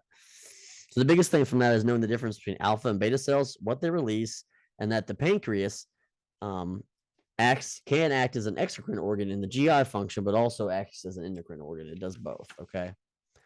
So page 266 in your book has a great chart that I think will help. That helps me and would help you guys kind of get this glucose regulation, because the glucose regulation basically all is under the umbrella of the pancreas and the assistance of the liver. Okay. So after eating a big meal, say I'm eating a cake here on this first scene, my glucose level in my blood, see all the glucose gets absorbed from my stomach, hits my bloodstream, and woo, it's up there. That chocolate cake was full of sugar, right? So high glucose levels stimulate the beta cells in the pancreas, say, hey, release that insulin. We need to get this blood glucose down and get it used up by the cells. So insulin triggers two reactions here, okay? Two reactions, right? First reaction is stimulate, was it bad? Stimulate cells to take up more glucose. So basically move this glucose, right, into cells. The other action is take up glucose and store as glycogen in the liver. So the liver here is going to take that glucose, put it together in a bunch of molecules, like stacking Legos on top of each other. And that, when it does that, when glucose is converted to those multi-level molecules, it is known as glycogen. So that's what form it is in when glucose is stored in the liver, as glycogen. Okay. And this combination of two things, moving glucose in the cells to be used up out of the bloodstream and moving it into the liver for storage for later, decreases our body's glucose, our bloodstream's glucose level, and normalizes it. And that's a good thing. Cool. Okay. The other end of that, right, is that when blood glucose levels drop, so say I haven't eaten at all. I didn't eat breakfast and I forgot to eat lunch, and now it's at nighttime and I still haven't eaten. Well, my glucose levels eventually will start to drop. Okay, and this is worse for diabetics, but we'll get there. So at a certain point, you're going to have low glucose. Alpha cells stimulate the pancreas to release alpha cells, release glucagon. When glucose is gone, all my glucose is gone out of my bloodstream, and I need glucagon, right? So glucagon comes in, and its big target is the liver. Its main target is the liver. It goes, hey, liver, please take all that stored glucose you had in the form of glycogen and release it, break it down back into glucose and release it to the bloodstream. And this causes the blood sugar or blood glucose level, again, blood sugar and blood glucose are synonymous, blood glucose level to rise back up. Okay. And also, obviously, eating would help that too. Right. So that is a regulation of blood glucose. Okay, and so this video talks about blood sugar regulation and talks about diabetes and type 1 diabetes as well. So I do want to mention that as well. So we don't have a direct slide that talks about it, but let's talk about diabetes right here. So diabetes is all talked about on page 267. There's a huge life lesson section, talks about diabetes mellitus. Okay, that's the full name of diabetes. I know a lot of people have heard, diabetes, but it's diabetes mellitus. All right. It's one of the most common endocrine disorders. All right. So it affects a lot of people. You can look at the numbers to be interested. So kind of the two forms. Diabetes results, either way, diabetes is resulting from an inadequate amount of insulin or from a diminished number of normal insulin receptors, or what's known as insulin resistance. Okay. Either way, we're supposed to have insulin. So without it, or without enough insulin receptors, glucose can't enter the cells like it's supposed to.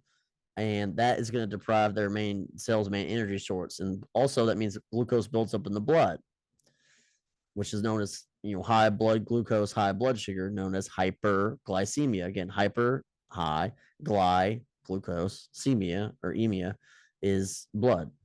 And that's the cardinal sign of diabetes. So you can read all that. The biggest thing is there's the kind of the 3 Ps. You don't necessarily have to know that. But what happens when our body has extra glucose? Well, it spills into the kidneys, basically, causes the kidneys to kind of increase their urine output to try to get rid of it. Polyuria, increase, peeing, and also glycosuria, which means there's glucose in high amounts of glucose in our urine, which there shouldn't be. In turn, also the other P of polyuria for increased kidney or increased urine output is excess thirst, polydipsia. Basically, the body is trying to trigger us to kind of flush this out, and it tells us we should drink. And polyphagia, this means that we're also hungry because our body is trying to, our cells are starving of glucose because it's all in our bloodstream.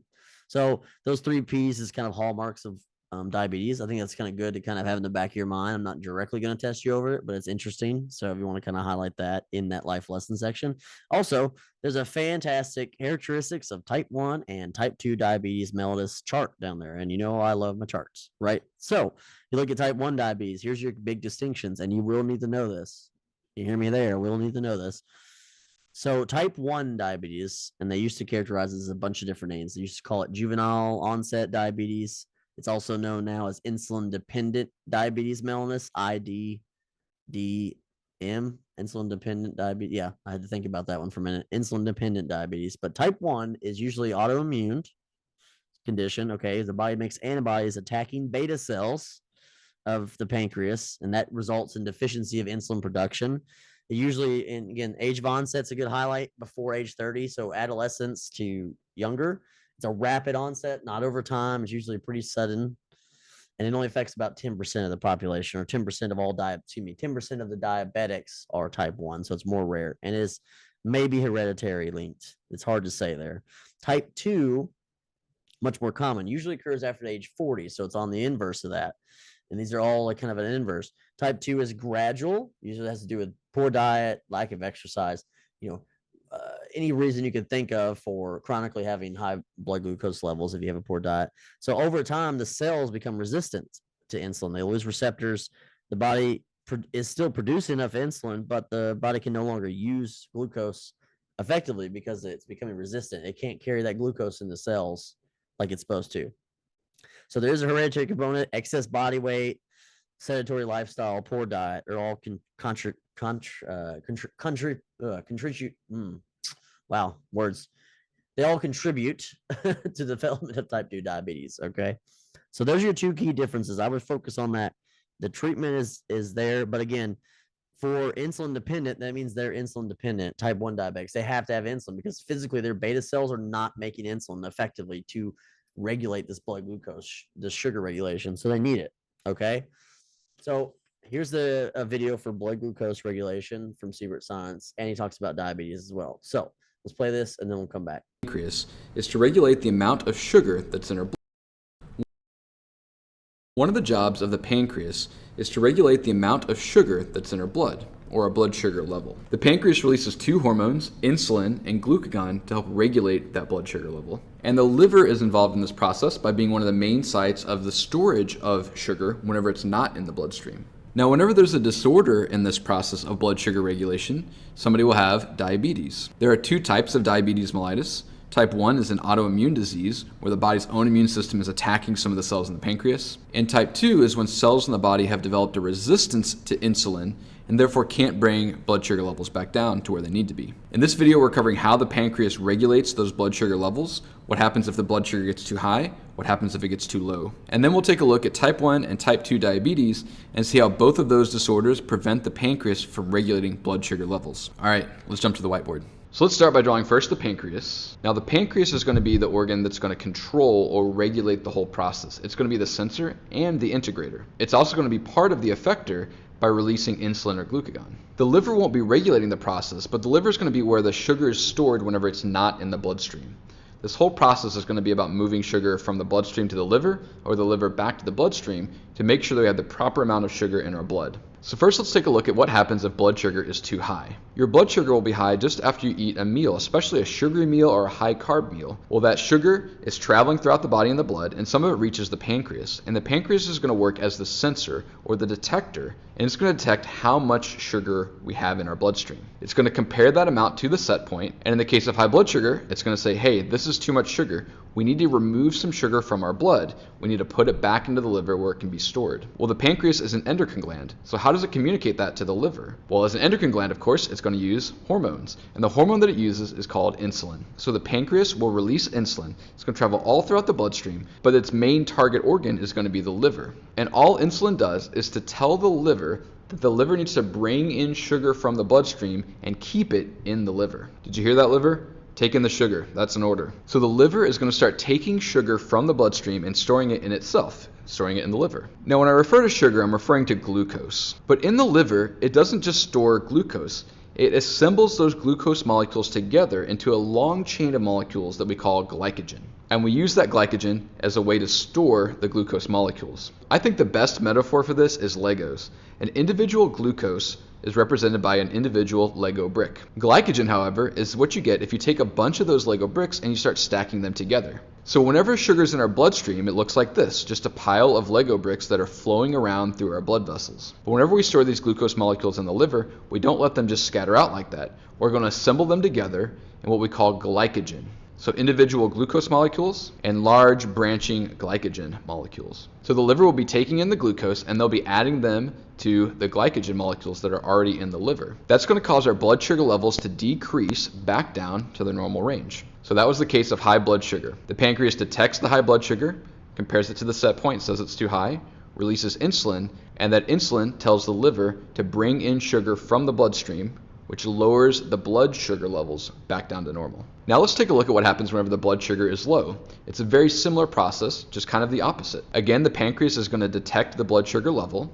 It's going to compare that blood sugar level to the set point, that's the integrator or control center phase, and it's going to say, hey, our blood sugar is too low. Our cells aren't going to have access to enough sugar to get the energy that they need. So the pancreas then releases a different hormone, not insulin this time, but a hormone called glucagon. I remember this name because at this point, glucose is sort of gone, or in other words, we don't have enough of it in the bloodstream. Hence, glucose is gone, glucagon, and we need to bring glucose back into the bloodstream. Don't get this confused with glycogen. We have 3 G words, glucose, glycogen, and glucagon. Remember, glucose are the sugar molecules in the bloodstream. Glycogen is how we store the sugar molecules in the liver. That's the big sugar molecule. And glucagon is the hormone that the pancreas releases whenever the blood sugar is too low. So glucagon is going to travel throughout the bloodstream and it's going to make it to the liver, and it's going to tell the liver to take some of those glucose molecules that are stored as a big glycogen and start popping those off and releasing them back into the bloodstream. As it adds those glucose molecules back to the bloodstream, our blood sugar levels are going to return back up to where they need to be. To recap that process, if our blood sugar is too low, the pancreas will detect it, compare it to the set point and say that this is too low. The pancreas will release glucagon, which is a hormone that will travel to the liver and tell the liver to start releasing glucose molecules into the bloodstream. That'll bring our glucose levels back up to where they need to be. Now let's take a look at type 1 and type 2 diabetes. Type 1 diabetes is an autoimmune disorder, which means that the body's own immune system is attacking cells that are normal, healthy tissue cells. In type 1 diabetes specifically, the body's immune system is attacking the beta cells in the pancreas.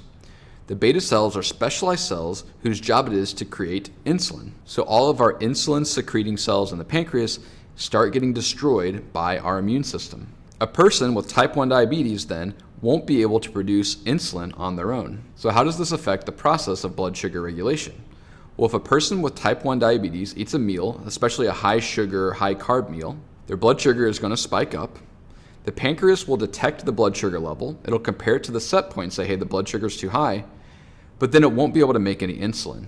And so now there's no messenger for the pancreas to tell the liver to take insulin from the bloodstream.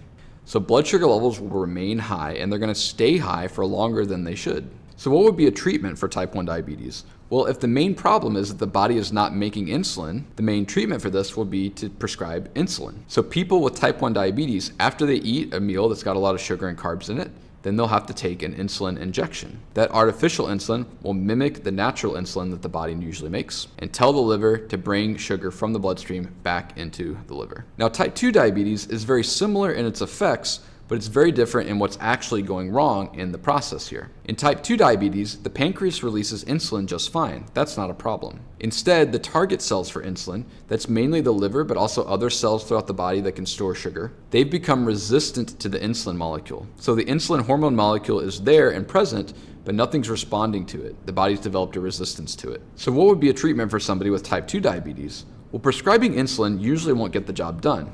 Some extra insulin could help, but if the body's become resistant to that insulin in the first place, then that's not going to be a long-term fix for it. More insulin just means more insulin for the body to ignore. Instead, people with type 2 diabetes are going to have to be very careful about what they eat. They'll have to make sure that they don't eat meals that are very high in sugar, or if they do, that they only eat a small amount of sugar. And oftentimes, people with type 2 diabetes might need to carry an extra snack with them between meals just in case their blood sugar drops too low. There are some other key differences between type 1 and type 2 diabetes. Whereas type 1 diabetes is an autoimmune disorder, type 2 diabetes is something that's acquired later in life. If you know somebody who's a kid who has diabetes, they most likely have type 1 diabetes. Type 1 diabetes is often diagnosed during childhood, but if you know somebody who developed diabetes later in life, it's probably type 2 diabetes. Both of these result in the body not being able to self-regulate its blood sugar levels, leading to the need for other interventions, such as taking insulin or changing up what we eat. Let's recap all of this real quick.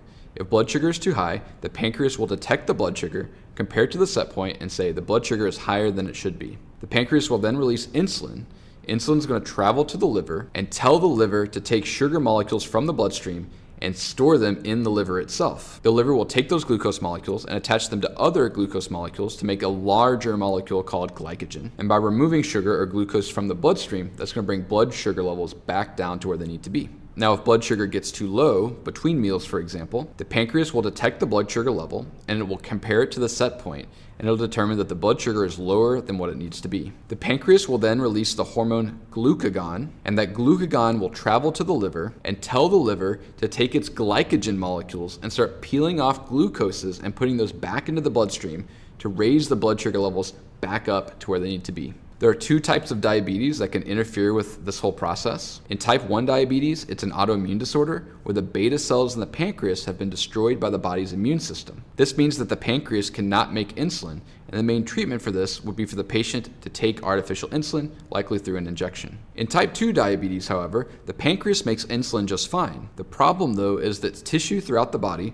such as in the liver and other cells that store sugar, have stopped responding to insulin. They've become insulin resistant. And now, even if there's insulin present, they're not going to take sugar out of the bloodstream, and so that blood sugar remains high. All this talk about sugar is making me hungry. Luckily, my school is really awesome, and I have this leftover peach cobbler that I'm going to eat in front of you for the next 15 seconds of this video.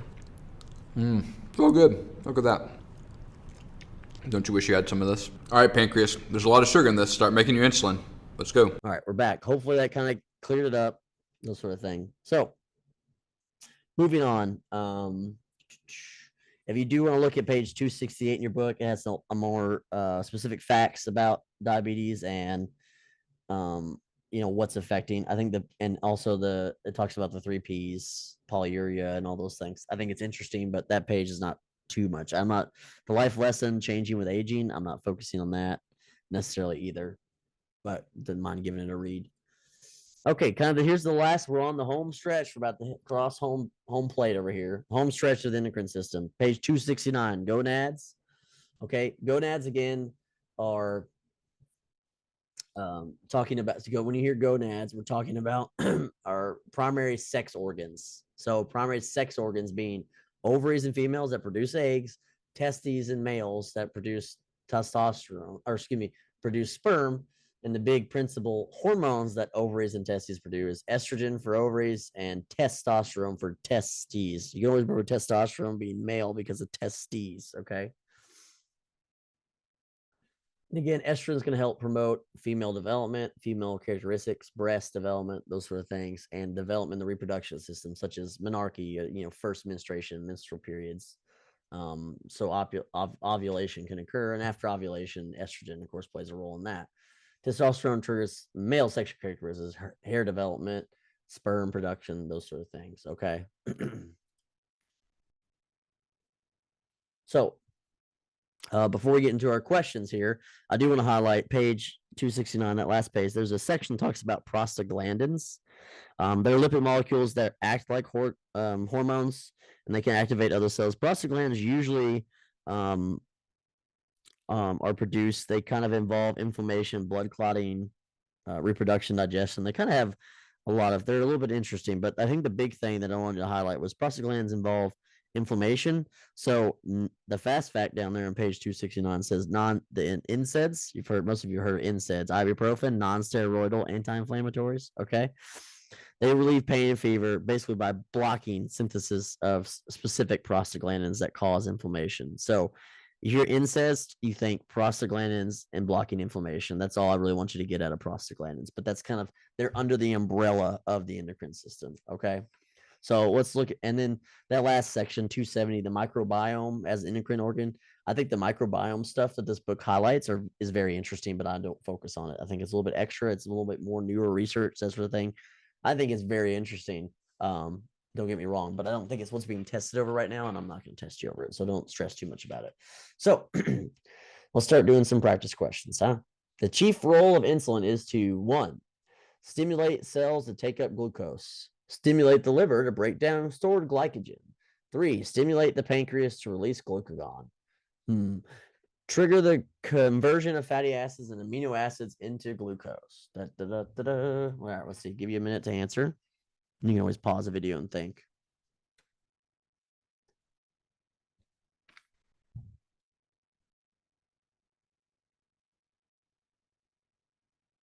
All right, let's see. What do you guys think here? Let's see where you're at on answers. Stimulate cells to take up glucose. Number 1 was correct. Stimulate the liver to break down stored glycogen. What is this? That's glucagon. That's its role.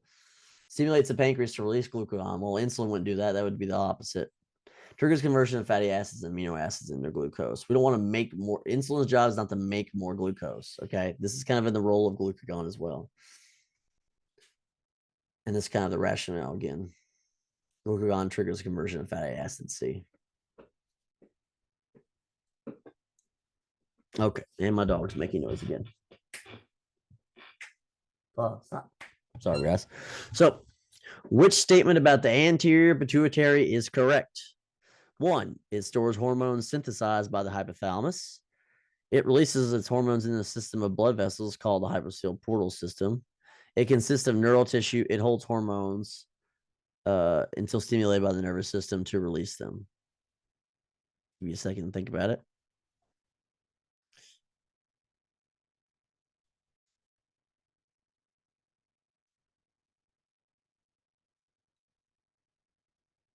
All right, let's see the correct answer.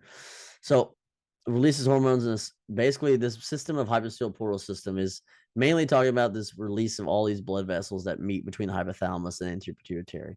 So that's kind of where this question is going. Stores hormones, that's posterior. Consists of neural tissue, that's posterior. Hormones until stimulated by the nervous system release them. Again, this store holding hormones is still more going on. The anterior pituitary is manufacturing hormones when it's stimulated already. It's not holding on to them. That's still kind of all talking about posterior, really. Next question. Non-steroid hormones, 1, bind with a receptor on the cell wall, triggering a second messenger system. Pass through the cell wall and bind with a receptor in a nucleus of the cell. Pass through the cell wall and activate specific enzymes which trigger a reaction. 4, attach to the cell wall and act as a receptor for circulating hormones.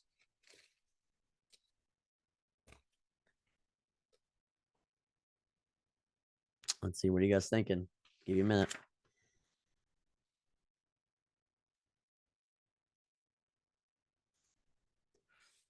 All right. Correct answer is bind the receptor on the cell wall, triggering the second messenger system. So again, non-steroid hormones are protein-based. They're too big. They're not the same family as the phospholipids that make up the cell's plasma membrane. So they can't pass through. They have to bind with a receptor on the wall and get that second messenger system going. Again, this is on page 253. All right, next question. The endocrine gland that is under influence of the hypothalamus and secretes the most varied number of hormones affecting several body systems is the. So endocrine gland that is under influence of hypothalamus and secretes the most varied pineal gland, pituitary gland, adrenal gland, or thyroid gland, or adrenal gland. Give you a second to answer that.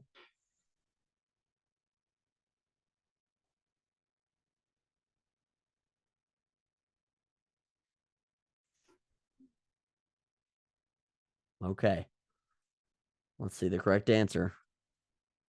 Pituitary, both anterior and posterior. So again, pituitary secretes the most varied number of hormones.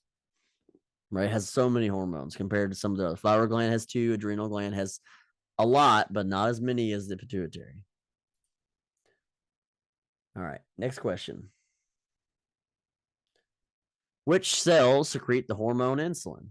Alpha cells, beta cells, delta cells, or isolate cells? Shouldn't take too long answers, so I'll just give you a second.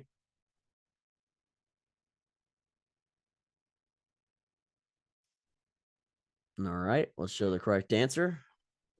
Beta cells. Beta cells secrete insulin. Alpha cells secrete glucagon. Again, beta cells and insulin. Insulin is released to bring down blood glucose levels, bring the glucose in the cells, help the glucose be stored in the liver in the form of glycogen. Alpha cells do the opposite. They release glucagon when glucose is gone from the blood and they want to increase it, targeting mainly the liver to break down its glycogen stores into glucose, and it can convert amino acids into glucose.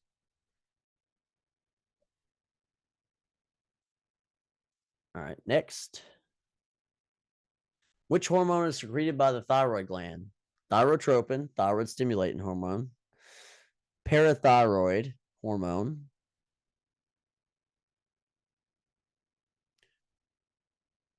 Thyomyosin or calcitonin. I'm realizing that I think thyrotropin is incorrect, but if you just ignore that and go with TSH. Which hormone is secreted by the thyroid gland? TSH? Parathyroid hormone? I know that's correct. Sorry, I'm getting myself mixed up here at night. So again, let me read the question again. Which hormone is secreted by the thyroid gland? Thyrotropin, parathyroid hormone, thyomyosin, or calcitonin?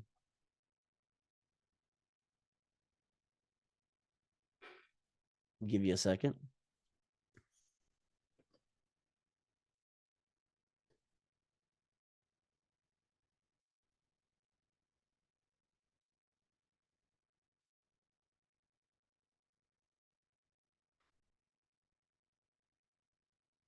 All right. Correct answer is calcitonin.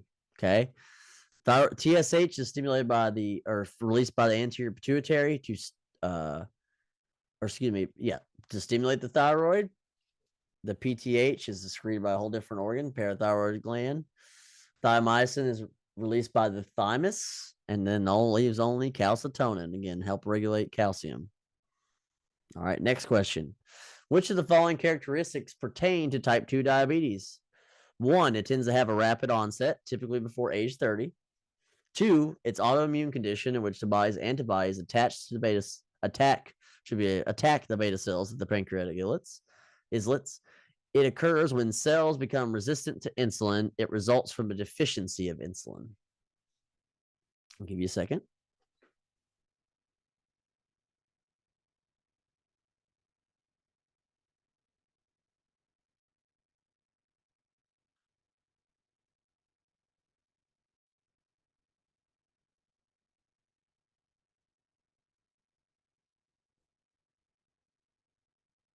Okay, let's see what you got here.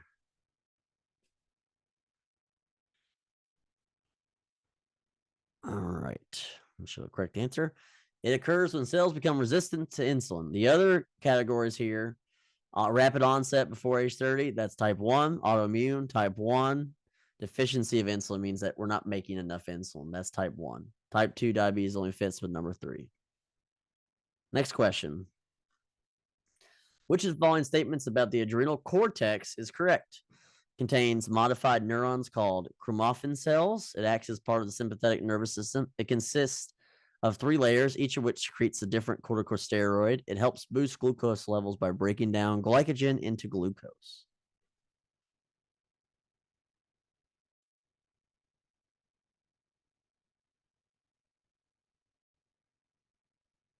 Let's see. What do you think here?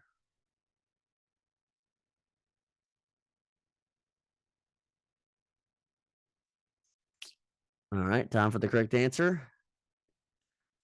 So again, adrenal cortex outside layer has 3 layers, different corticosteroids in each layer, including sex steroids, androgens, okay, in the bottom layer.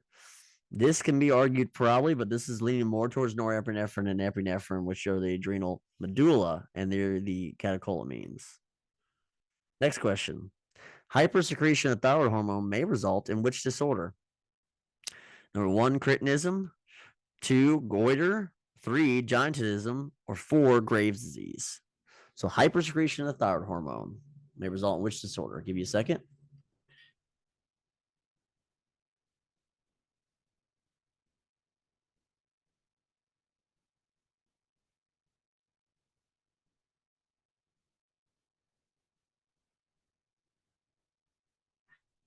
All right, I'll show you the correct answer.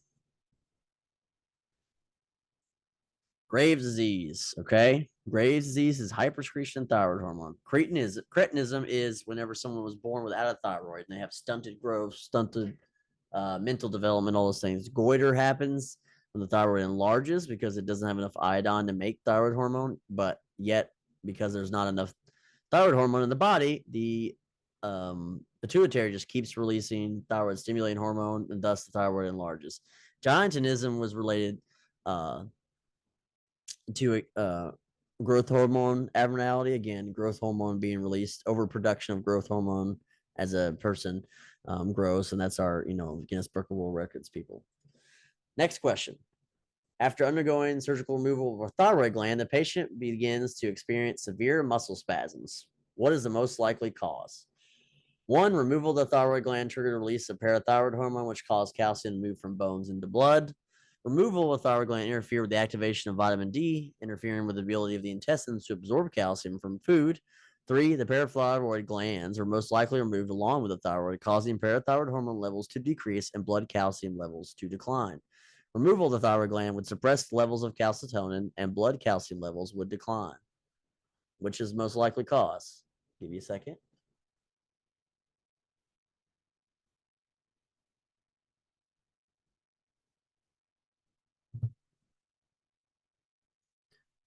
All right, show the correct answer. That's number 3.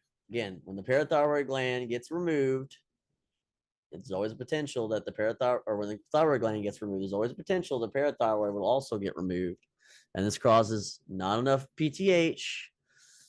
And then ultimately, because PTH is about increasing blood calcium levels, they will decline, causing muscle spasms, tetany at the worst, okay? Prolactin, 1, stimulates contraction of the uterus during childbirth, stimulates milk production in the mammary glands in female individuals, acts on the entire body to promote protein synthesis, lipid and carbohydrate metabolism, and bone and skeletal muscle growth. Acts on kidneys to reduce urine volume. What does prolactin do?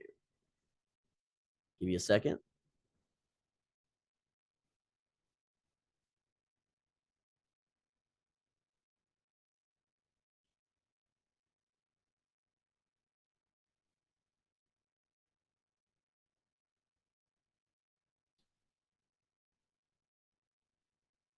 All right, show the correct answer. Stimulates milk production in the mammary glands in females. So number 2 is the correct answer for prolactin. This you could think of more of oxytocin, okay?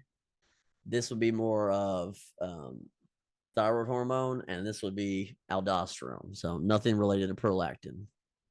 Next question. Luteinizing hormone, LH.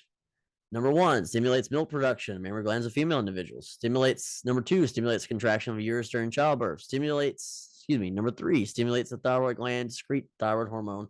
Or 4, stimulates ovulation in female individuals. I'll give you a second to answer.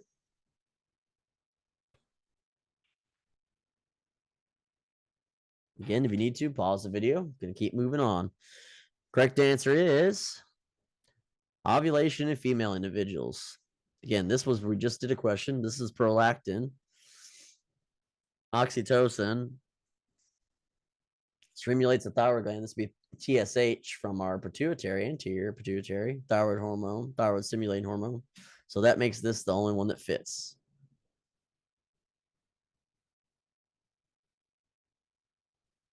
All right. Let's move on to the next question. Got a few more to go through here. The pineal gland secretes 1, somatotropin, 2, melatonin, 3, oxytocin, or 4, gonadotropin. Give you a second to answer. If not, you can pause the video.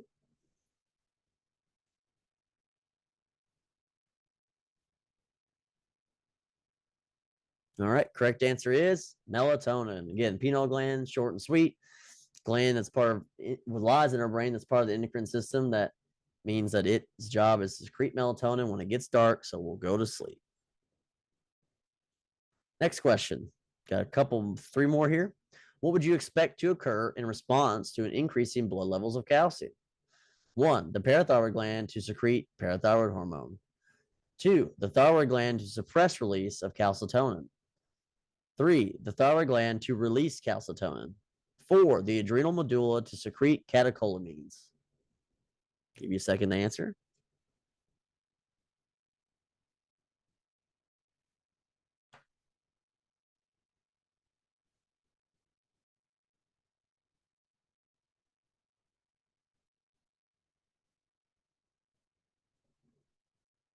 All right, I'll show you the correct answer.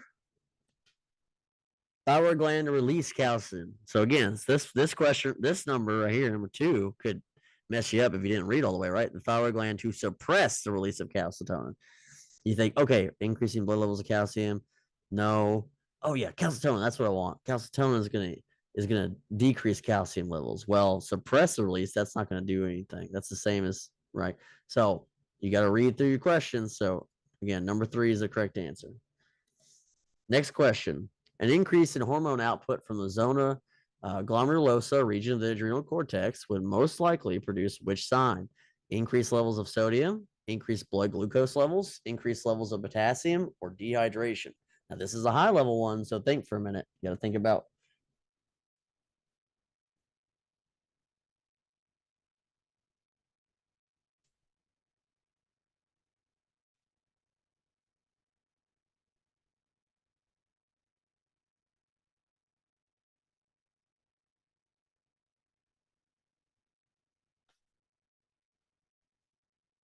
All right, let's see the correct answer. See, this was a high level thinking one here.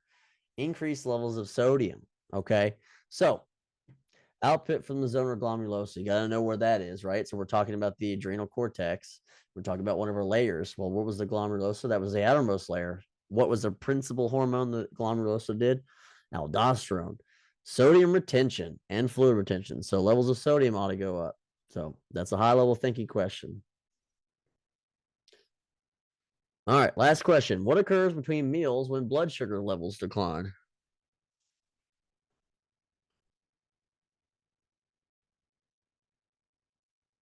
One, alpha cells secrete the hormone glucagon. 2, beta cells secrete the hormone insulin. 3, delta cells secrete somatostatin. 4, the zona fasciculata secretes glucocorticoids. And this is what occurs between meals when blood sugar levels decline. Give you a second to answer.